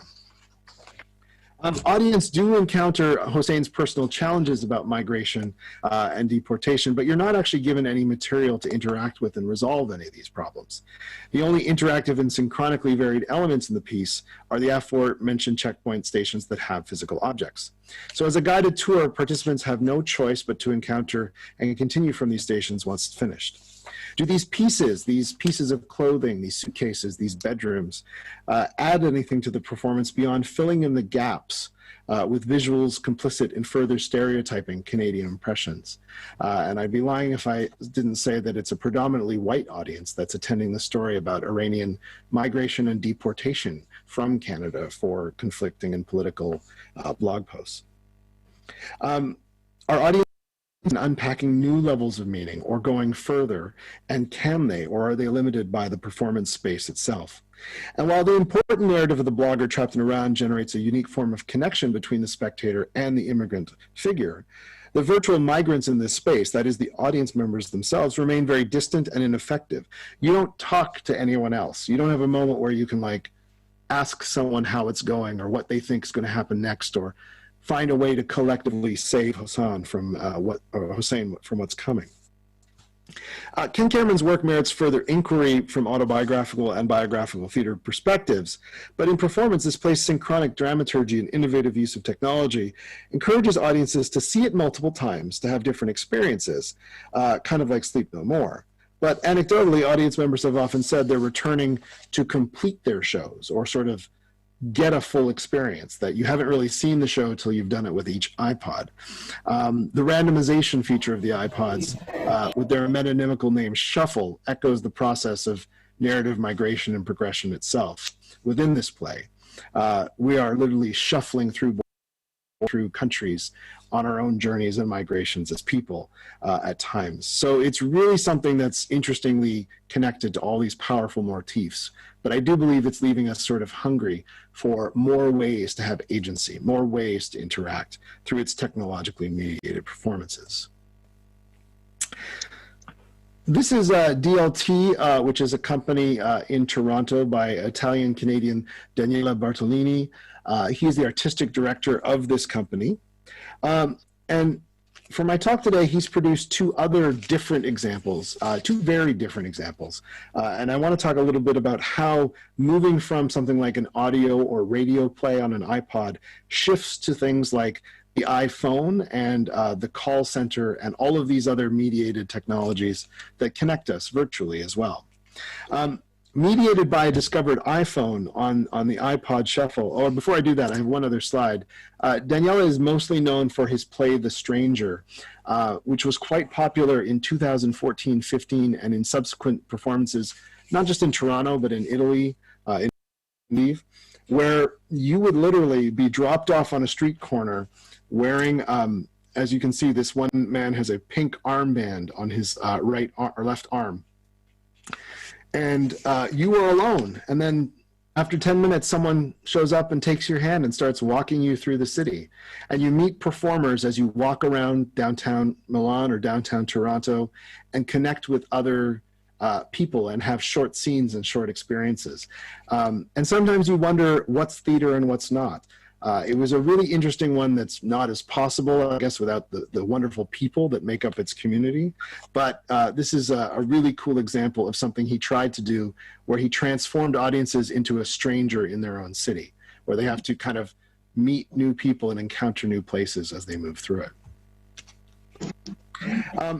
His experimental piece, The Apartment, is a 30-minute short piece that tests interactive dramaturgy and audience choices for use in larger immersive experiences. Daniela has said that it is intended to see what he could do with a larger show and experience. He literally takes a solo Toronto or Canadian audience member and turns them into someone who is a prospective tenant, seeing an apartment that was recently vacated by a Canadian immigrant. Spectators meet the show's creator in a local park. There's no question about it. You're meeting Daniela. He's standing outside. And are asked to wait for a rental agent, someone who, I don't know, this is a stock photo that I pulled, someone who is there to show you around a place that you're planning to sign a lease and rent, an apartment that you could be looking for. Learning that the rental agent will literally walk you to the available unit, it starts to get you to ask, okay, where is this apartment that I'm going to be seeing? So as the show begins, this actor shows up, and during our short walk, she was, apologizing about the former tenant, that all their belongings are still there. If you've ever looked at a new rental or home or place to live or flat, sometimes it's occupied and you're just seeing the space to imagine it. But this brief performance was a refreshing kind of virtual one as well. I've had that experience renting or getting places to live, but I'd never had it in a show where I knew I was with someone performing. And I mean, a lot of our day-to-day interactions are themselves very performative. I didn't lie about who I was or anything, but we talked a little bit about, like she said, are you from Toronto? Well, who's from Toronto originally? We kind of had a little joke around that. But what it does is it creates a kind of strangeness, because you're forced to walk into a lived-in apartment and literally sort of ask yourself, who is present in this space? The apartment doesn't actually place audiences in sort of a visible place like The Stranger. You're not in public walking around, but rather the real estate agent, and this was the apartment that we went past right beside the Italian Cultural Institute in Toronto. There's a small on the left, that small house has a basement apartment. So they let Daniela use that. But the agent left to take another call and only leaves when your show ends. So within the apartment, you're literally forced to sit there and watch yourself. For the first 5 minutes, you're sitting in someone's apartment. And then like players in one of these new escape rooms that are popular where people are kind of escaping from different spaces, you start to look around and you know that everything in that apartment is part of a theater performance. All the clothes, the furniture, all of these things have been placed. And you're supposed to ask yourself how you interact with it until you see an iPhone that starts to go off with text messages. Are you there? Pick up. Are you there? What happened? Where are you? And I don't know about you, but I felt very awkward. I don't answer other people's technology. I don't pick up their phones. But they've placed one there for us to sort of experience. And once you're lying down on the bed, because you're asked to lie down and watch this short Italian film before it all starts, that SMS text message gets you started. And you're hesitant. Should you respond to it or not? You learn when you do respond to it that the tenant's partner who lives in another country needs help to find their lover. They are trying to find them. They have no idea where they've gone. And yet another level of gamification, symbolic elements start to cue what's happening to this person. Books, pictures, mail, food, clothing, all hint that something has gone amiss. Someone has left very quickly. So synchronic production design, filled with multiple levels of semiotic meaning, transform the audience member into another stranger. You're feeling strange in someone's house, using their phone to talk to their loved one in another country, probably across an ocean. In reality, it's Daniela himself performing as the lover in the other place, performing for you. But it helps you respond to my colleague Barry Freeman from the University of Toronto Scarborough's larger query that audiences are emerging as strangers, and we don't know what you might do. You might not answer the phone, you might answer it weirdly, and it forces us to adopt a privileged position and consider what's happening to these other people, this migrant who's literally been deported as a result of everything. It becomes even stranger to justify why you've picked up someone else's phone. That's awkward too. You know, I think the first thing I said was, I don't know who you're asking for. I just found this phone, you know. But maybe they assumed I was the helpful or kind Canadian, the stereotype of that, to think about how I could help them solve their problems. But the iPhone and all the other objects encourage our interaction as we move throughout this performance apartment space. Much like a supposedly locked door, these kinds of jarring moments are things I usually avoid. I'm not going to go looking in people's closets or in their back spaces. And I've begun to fear that maybe something worse had happened than deportation. There is a letter on one of the tables that shows a fake letter saying that this person has been deported for lack of visa or appropriate work documents. But I began to fear that maybe I would encounter the performance of a dead loved one or a body or a space like that in this environment. And these experiences are kind of leading to sort of a concern or objectification of the migrant as sort of a puzzle that we need to solve. You know, the story of proper migration and immigration is paperwork and proper visas, checkpoints, and things that will work, a necessary performance that can successfully get you through a border or that space. So through these ideas, DLT manages to encourage a kind of synchronic disconnection. And here's just a picture of someone using the iPhone, because you're literally texting the whole time to try and figure out what's going to happen. Clues point to the narrative solution in this case, like there is an airplane ticket, there's a dog-eared book about Canadian citizenship and government mail, but it's unlikely that the audience members holding the smartphone of the former tenant and texting with their partner know their whereabouts. It's an experimental performance about uncovering these kind of undesired results or deportation results in Canada itself. The person on the other end of the phone asks you to look for clues, but immediately or not, you're guided to collect evidence to substantiate a conclusion that probably this person was forcibly deported. Following this, we have to tell the person on the phone their news themselves. That's the interesting thing, you know. What does it mean to text someone to tell them bad news? What does it mean for them to see those little dots and know that you're about to tell them what they don't want to hear, something that they need to hear? And then one thing not accounted for in DLT's The Apartment is the kind of potential for unique and overwhelmingly effective results from audience members. Like war games and media that proves too challenging for people who've lived through war and conflict and genocide, The Apartment assumes that it runs the risk of seeing how those real-world emotional responses will happen within this environment. The complete absence of the deported tenant is a constant concern. Literally at one point you have to feed the tenant's goldfish, and they're texting you to check that you fed the goldfish. They ask you to eat a banana. They ask you to kind of embody the person that they miss, you know, and do the things they would do every day. And it's a special, different moment. Of course, you know it's a play, so it's a very different sort of experience, but you literally get to do the day-to-day actions of this person before they no longer lived in Canada, before they were forced away by government and other control. So the questions I ask here are, will the ways that we've altered or interacted with the space persist into the next participant's experience? I personally went, my wife and I went to 2 shows back to back. So I tried to alter the space to leave clues that I had been there as well. Small things that she would recognize with how I reorganized a few things. And it's interesting to think about this overall performance question that, does Daniel himself learn from these digital conversations and improve the show at every performance? Just like every lecture that we broadcast, every conference that we do in this new format, we improve our ability to do it more succinctly, more streamlined. And does it get better, as already has been hinted by our moderator, that, you know, these things will get up to speed as we get going. So how does it improve every time we do it? Does the show literally get better with each day that it's performed? You're forced to leave the apartment.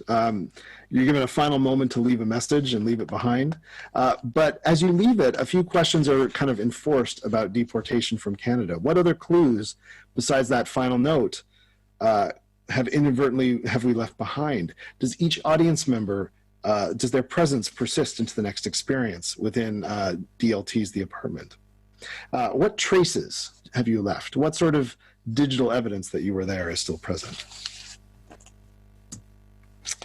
Similar feelings of displacement and estrangement abound in their follow-up show, which might have been the most adventurous of them all, The Invisible City, which transforms a group of Canadian audience members into virtual migrants asked to explore their own city of the city of Toronto, the Greater Toronto Area.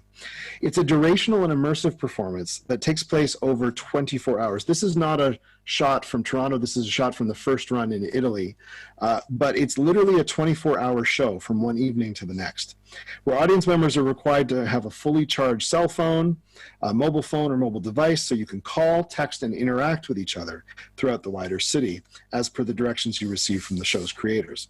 Like The Apartment, The Invisible City has many immersive and site-specific experiences. It requires you to sign a waiver that says you will not walk into traffic, you will not do anything illegal or risky, you will take care of yourself, the show is not responsible if you get hurt over the next 24 hours. I understand that this is what the waiver says. I understand that I may be required to walk, run, cross streets, and use other means of transportation. The setting for this is the entire city of Toronto, which has upwards of 4 million people across it, and multiple subway and bus lines and communities all around. So you can literally go anywhere in Toronto for 24 hours and connect with the other 4 or 5 participants, just like the 4 in the picture, part of your experience. It's interesting too when performance happens through things that are part of the setup. If you've ever booked a ticket for a show, you usually get an email confirming your attendance, confirming your seat, your payment, things like that, information.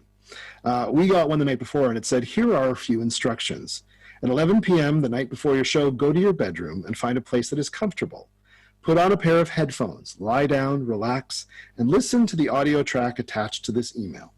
Once the track is over, call this phone number and enter the conference code. Just like this, where I've called into Zoom with a conference code and a code, I went through all of this process. And they said, make sure your phone is charged. And a few suggestions. Brush your teeth, put on your pajamas or whatever you would wear to bed, dim the lights, and remember that you will be known, in my case, only as number 4. So what happened was we turned off the lights and we listened to an audio track until we got a call from someone who center in Mumbai. And they said, hello, we are here to have a conversation. There are 4 of you, and I will only refer to you by your numbers, 1, 2, 3, or 4. The call center leader starts out by saying, don't use your names, don't tell us anything about who you are. Just answer these questions as meaningfully as you can. We were asked what we ate for dinner, why we chose to live in the city of Toronto. And in these moments, we're anonymous to each other, much like the people in call centers themselves are anonymous to the people calling in for products and services. As you know, people working in call centers and spaces can be global citizens from all over the place who speak different languages. So it takes that anonymity of the person you're talking to and flips it back on you. We all know who this call center person is, but we're only known by numbers. And in that moment, it asks you to use technology to be vulnerable, to say things about yourself honestly. And maybe you can if you're anonymous. We know the internet is a place for that. So after the conference call ends, a follow-up audio track comes together and you're meant to fall asleep. But for the 4 hours, the instructions provide you to do things throughout your city. So you'll get emails. For example, if you find yourself in downtown Toronto, like I did, you can go to a specific address for a blindfolded experience and go into a zone with actors and performers and see what can happen. And there are all sorts of side quests. They told me to find someone, have a conversation with someone that I don't know. I found a Caribbean roti restaurant. I ordered lunch and I spoke to the cook for about 30 minutes.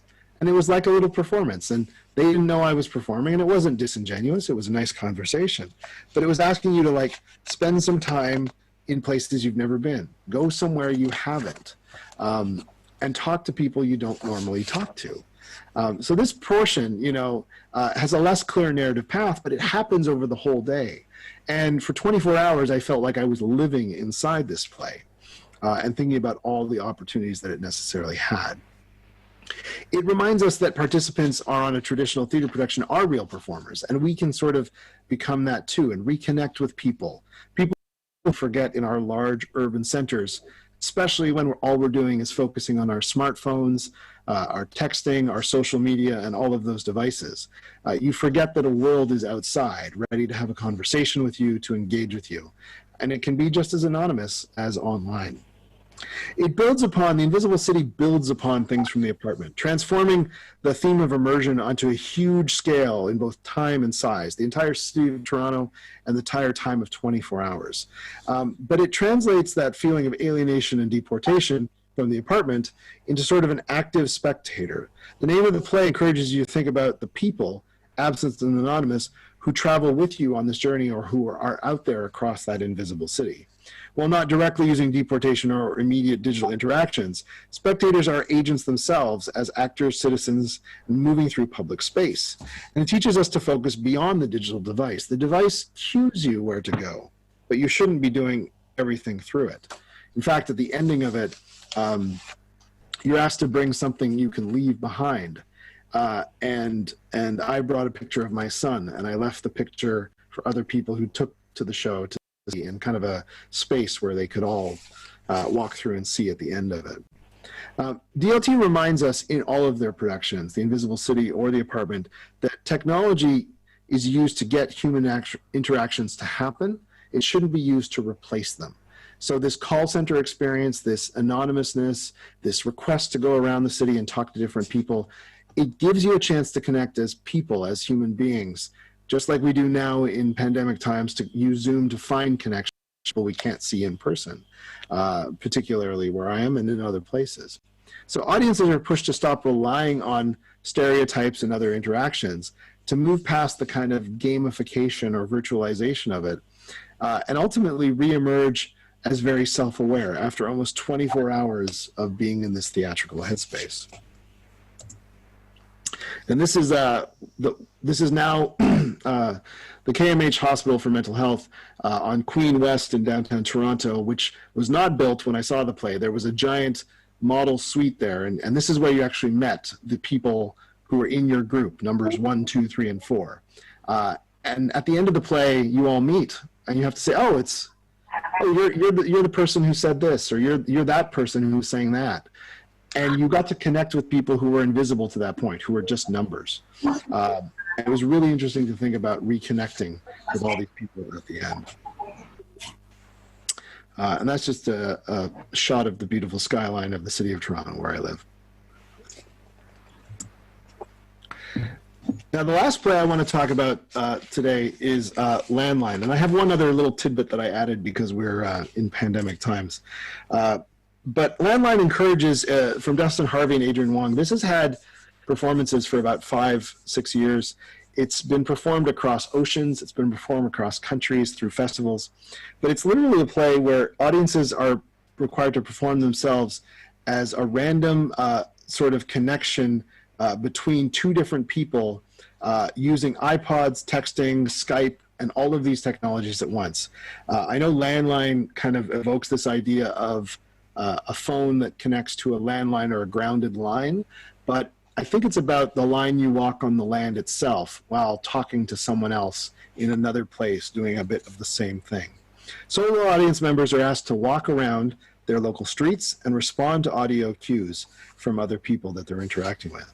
And I have a video because I realize in every lecture that me talking for an hour can get a little bit the same over and over. So I'm going to click on this, and I'm going to hope it shares.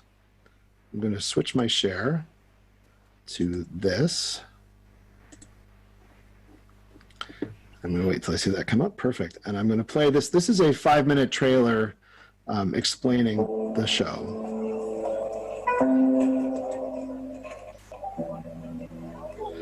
So I will let Dustin and Adrian tell you about it for a few minutes. Between two mountains, and you took a similar starting point and put them in a similar scale and put those maps back to back. And it's almost like you push the pin through the map. It would be one person standing on one side and the other person standing on the other side.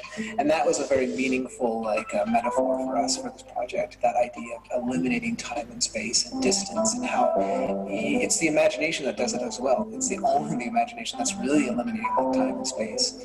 So that hopefully the feeling of going through this and connecting with this person is that it's inherently theatrical because you are imagining something taking place that isn't actually taking place. 10, 9, 8, 7, 6, 5, 4, 3, 2, 1.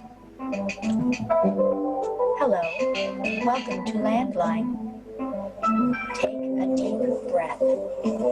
Let's enter the city and start walking. Obey your instincts. Follow the most inviting path. May I suggest you take notice of the place you are in.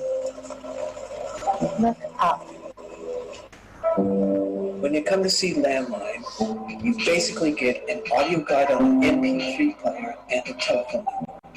The audio guide leads you on a walk through the city and prompts you to send text messages to the phone number. At the other end of the line is an audience member in a different city doing the same thing as you. And at the end, you get to meet. Observe the city as if you were seeing it for the first time. You will need to find a location that reminds you of an old friend. 4, 3, 2, imagine that person you miss standing there. Wave to them as if they are walking up to you. What if I told you there is a person 5,725 kilometers away from you right now, and despite all that distance, the two of you are engaged in the same activity. Right now, they are looking at their phone. Describe the location you are standing in, what it is about your friend that caused you to this location.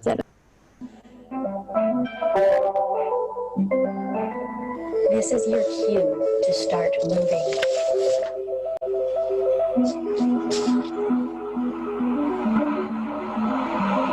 Pay attention to the little paths, the tunnels under scaffolding, the doorways recessed into the buildings.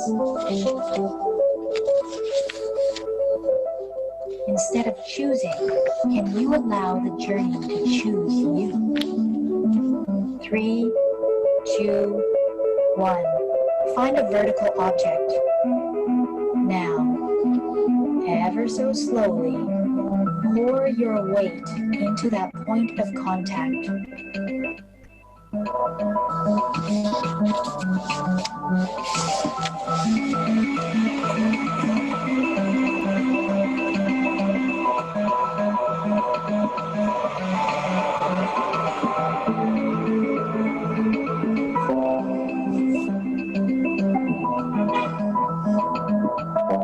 Listen to the sounds of the city, or listen to the sounds within you.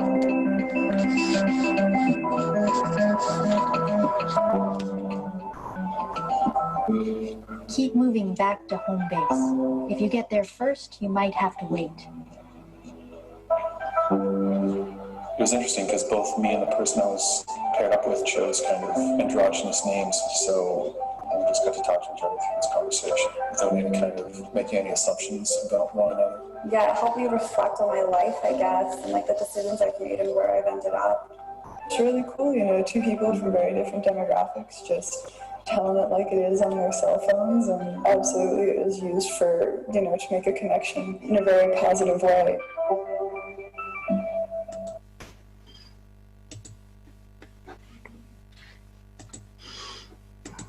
Okay.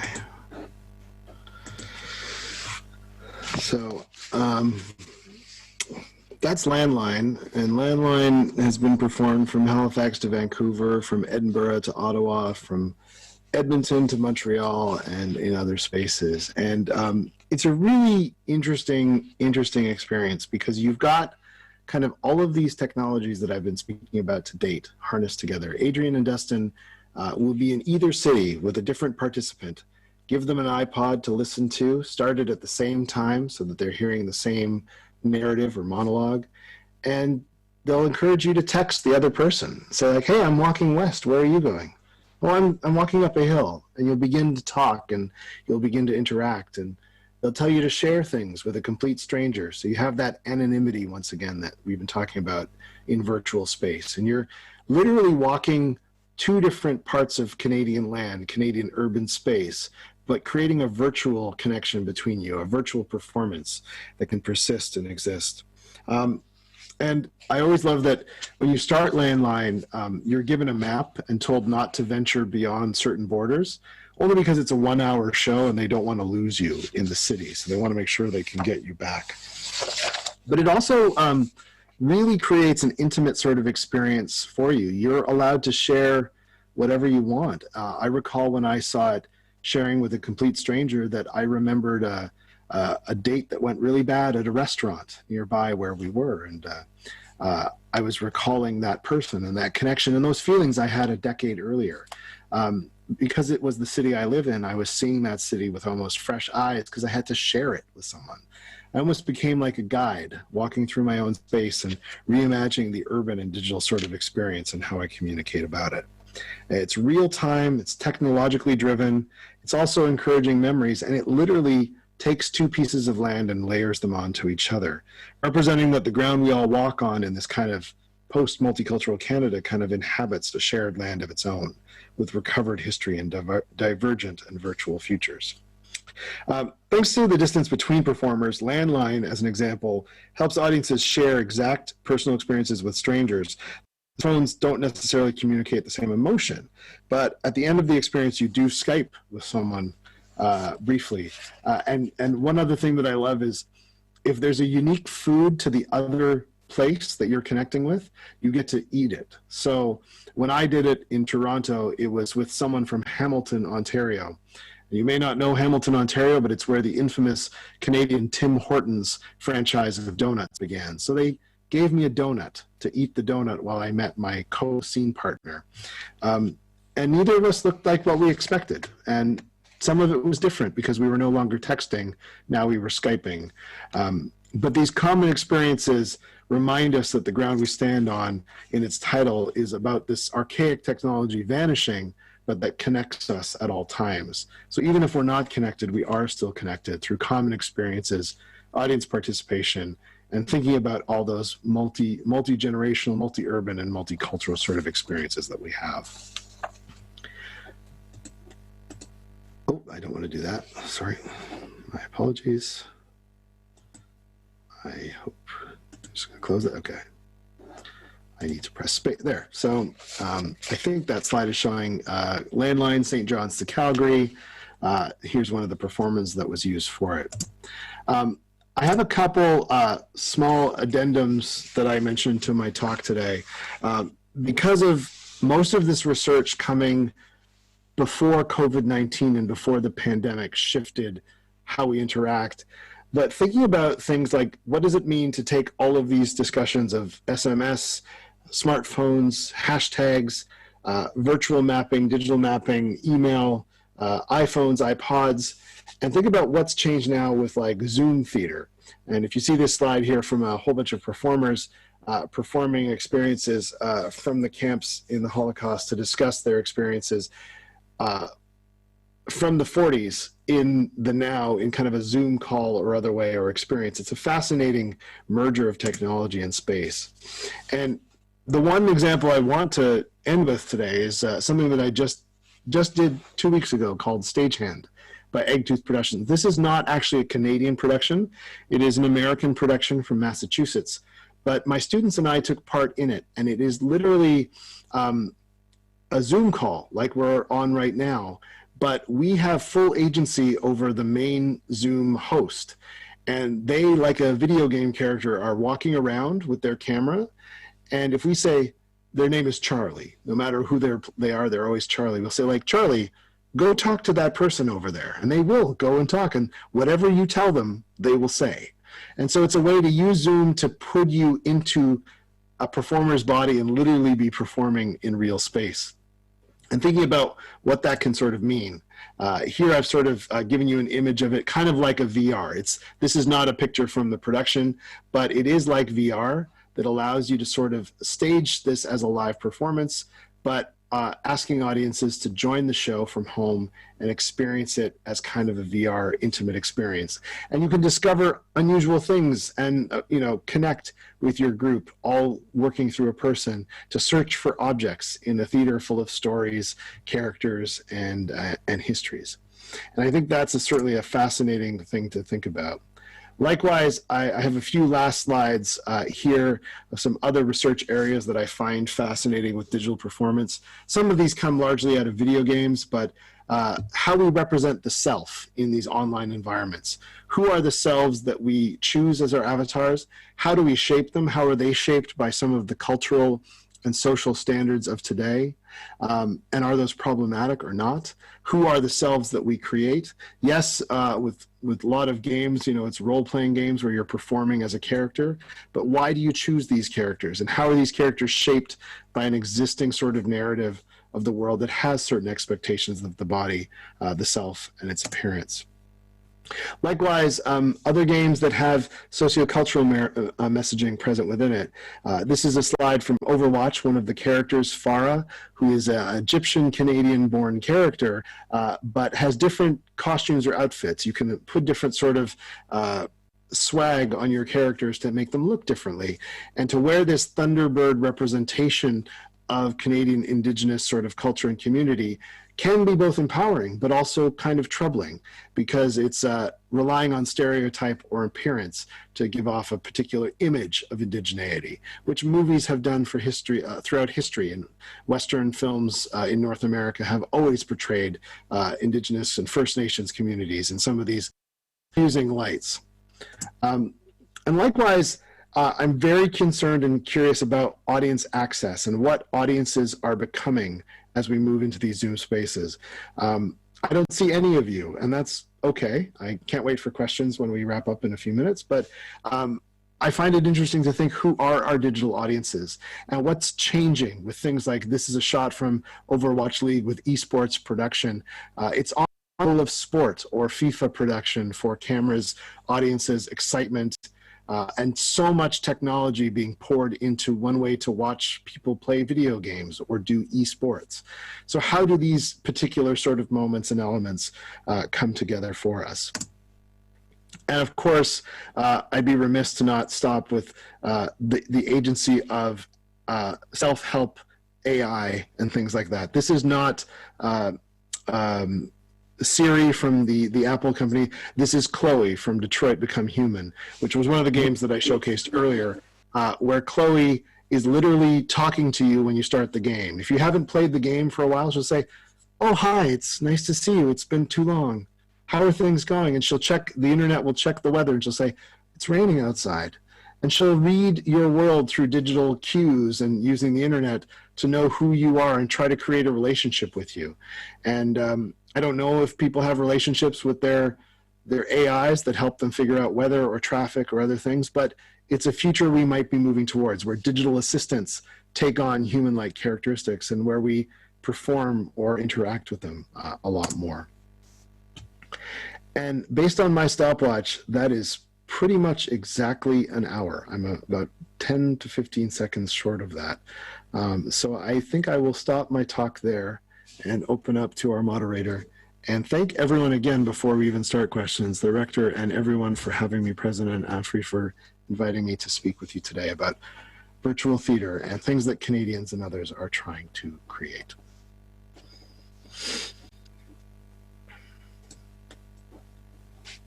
Initiating presentation, you give us a kind of picture on how to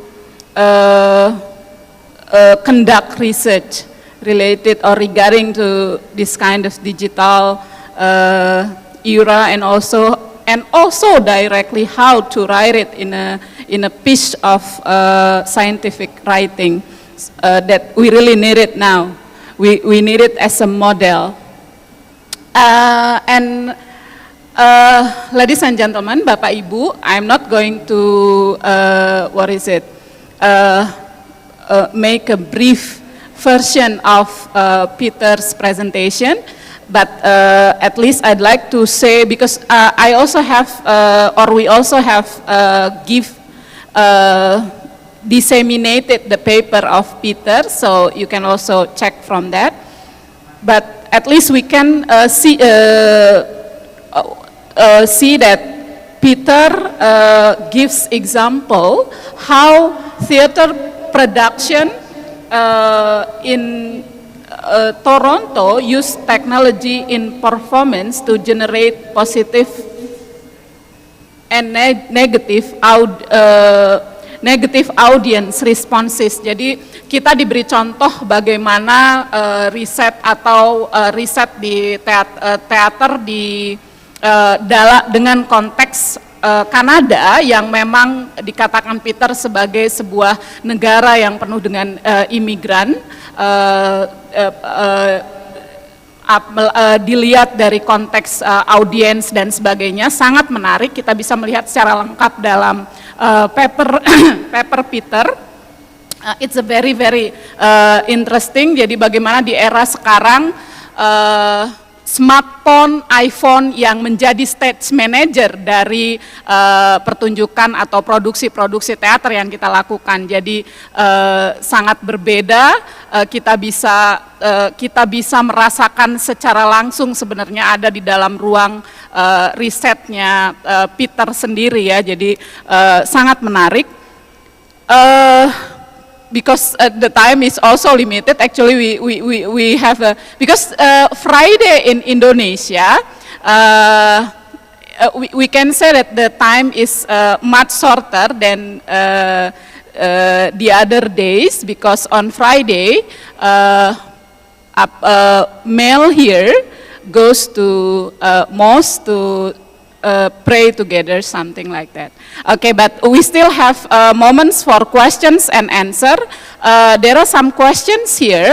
Pak Catur Kurniawan mau bertanya langsung, boleh? Atau mau saya bacakan aja? Oke, terima kasih Pak Catur. There is a question here. I think they are in this limited time, Peter.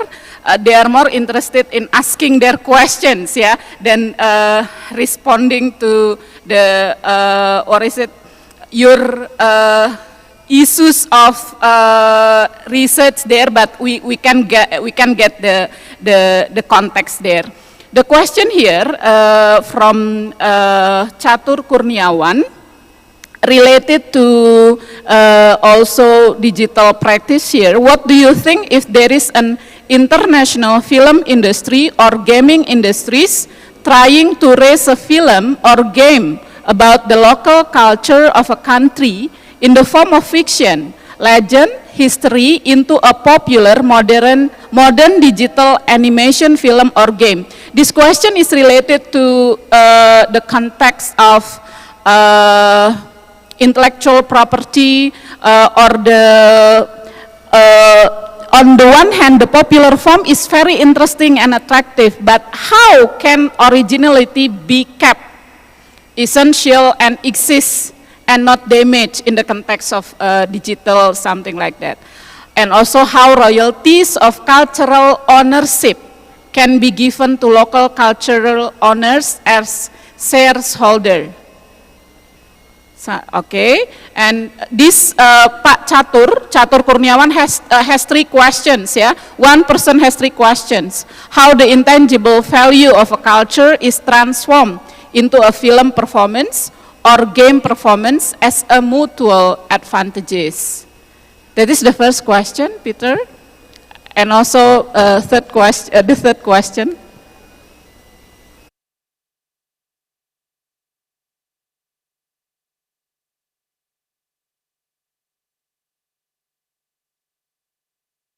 Multimedia industries coming into communities to tell stories and connect with them, there needs to be an active sense of how to value and appreciate some of what that community's story is to properly represent it. Because most forms of media, digital, film, cinematic, or otherwise, will create some losses, or there will be some things that don't properly transmit. But if the community can be brought in as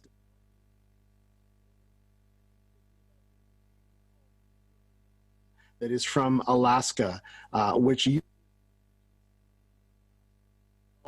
the oral histories of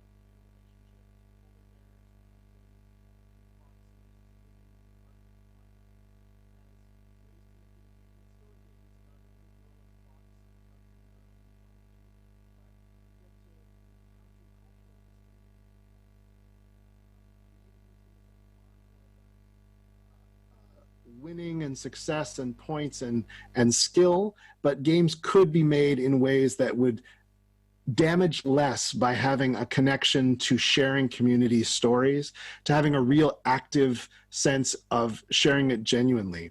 Because I do think we lose so much, even as in a country like Canada, you know, so many American productions don't represent Canadian experience or life or values very well as well. And I'm sure you're familiar.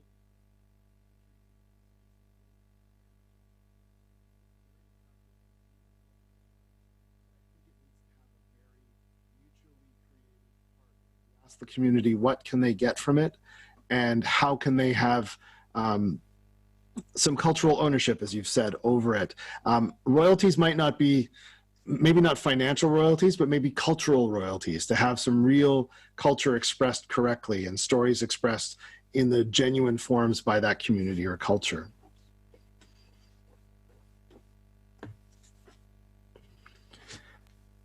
Comment on by yourself, maybe? No? Huh?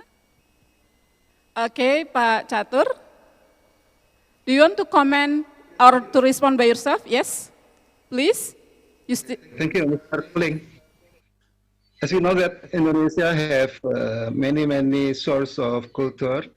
There is able to be rises as a source of characters or genuine culture to be raised in the animation or film.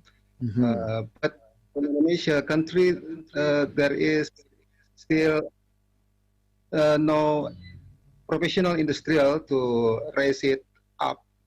So how do you think about it, and what must we do to make it by ourselves and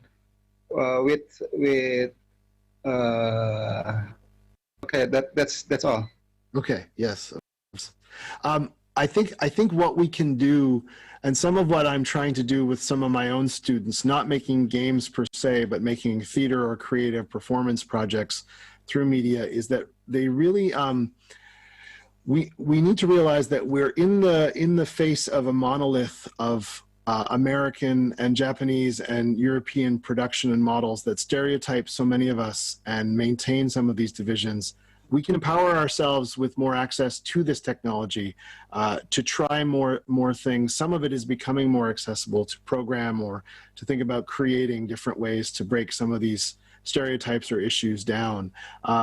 And I think the independent game development market is one that needs to be supported, and creative markets as well, to, you know, find ways to experiment like a lot of these performances have been in Toronto. Sadly, these are not usually things that make financial sense or a lot of money, so they're hard to sometimes support. But if you can support them through other ways to keep, you know, family and community working and bring everyone in together to sort of support them, I think that might be one solution. I do feel pleased that technologies are opening up to be more freely available, less exclusive, and allowing communities to create and explore a little bit more. I think that's what I would say that could support diversifying the output across Indonesia and other places to have more communities find a voice. And in this era of, you know, new remote and distant sort of experiences with the pandemic, maybe it's an opportunity to experiment a little bit more. I know my students can't perform, so we're recording radio plays and trying to let them all create for, you know, in all of the time that we're not in classes, we're creating more art and creating what we can as quickly as we can and trying to get it out to the world as much as we can. I hope that answers some of that question. And I would like to... Thank you, Peter, and also Pak Catur. Peter, here there is one question, actually questioning about the term virtual theater. Yeah, he's questioning about Pak Ipit here, Ipit S. Dimyati, is questioning about the term virtual theater. What is virtual theater actually? Whether it is still, can still be mentioned as a theater when the spectators are not, or when the performance are not on stage and the spectators are not directly in front of the stage. Okay, Peter, please. It's a very good question, and I think at times I move between calling it digital theater and virtual theater.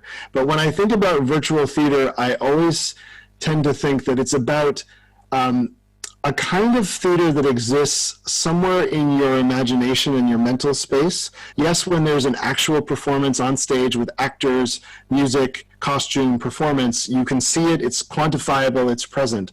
So for virtual theater, it might not be the technology, it might not even be some of the messages you get or those things, but you're almost creating and becoming an agent in making it virtual or making it, they always say in music, virtuosity, this idea of something becoming artistic and resonant and having a beauty to it that's hard to nail down. This often applies to music and other things. So I would say that it's digital technology that's creating a virtual experience.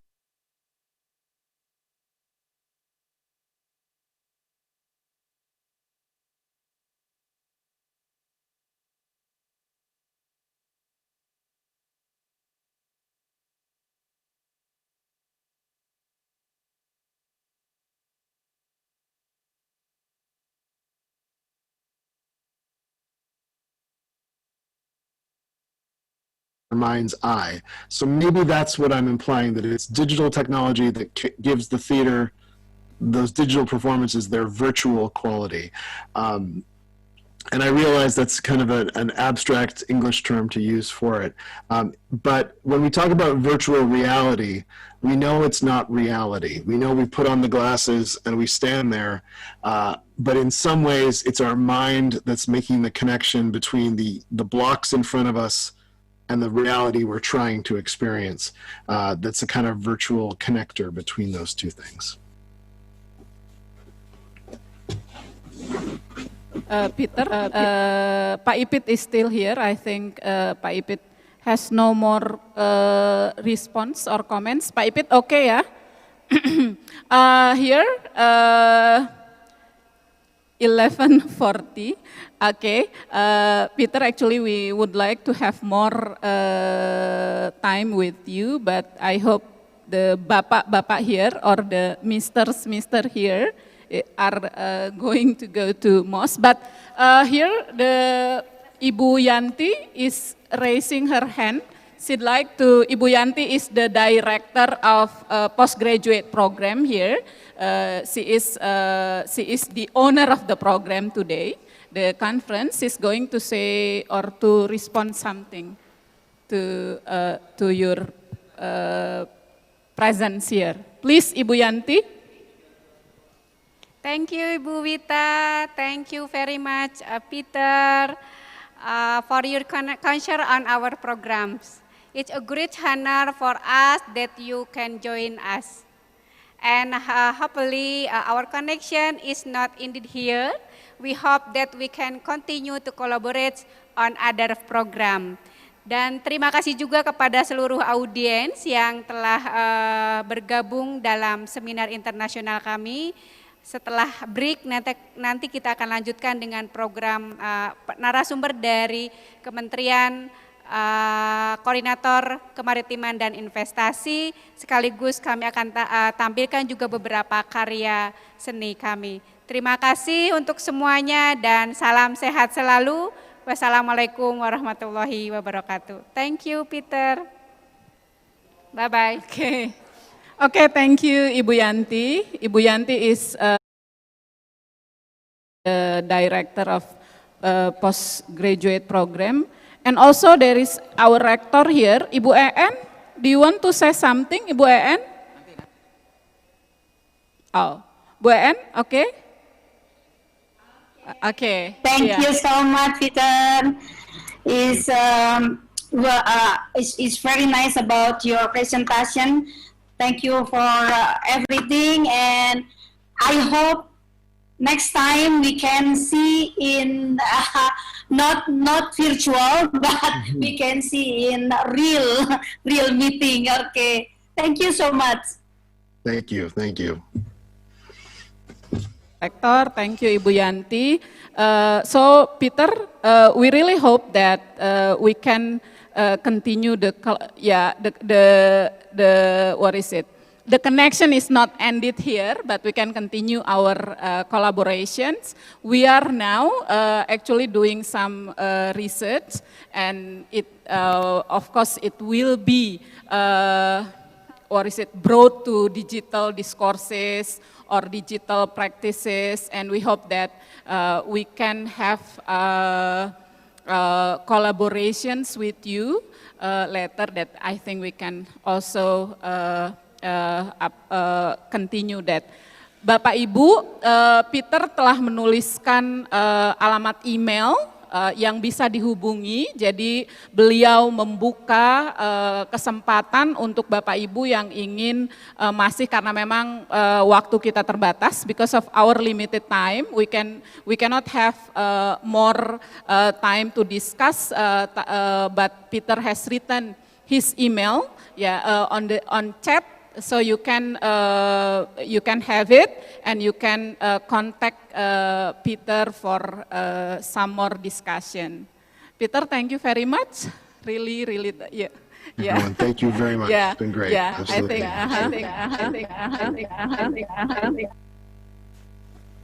Presentation. So we have this program actually annually every year. We hope that next year, or maybe next year you can come directly to Bandung, and maybe we'll have our trip to Medan, ya. Jadi Bapak Ibu, kakek seperti tadi yang sudah dikatakan, kakeknya Peter Kuling itu dari Medan, gitu ya. Okay, thank you Peter. Thank you for a very nice presentation. Okay, I think our meeting will be ended here. We'll have some more discussion on another virtual space. Thank you, Peter.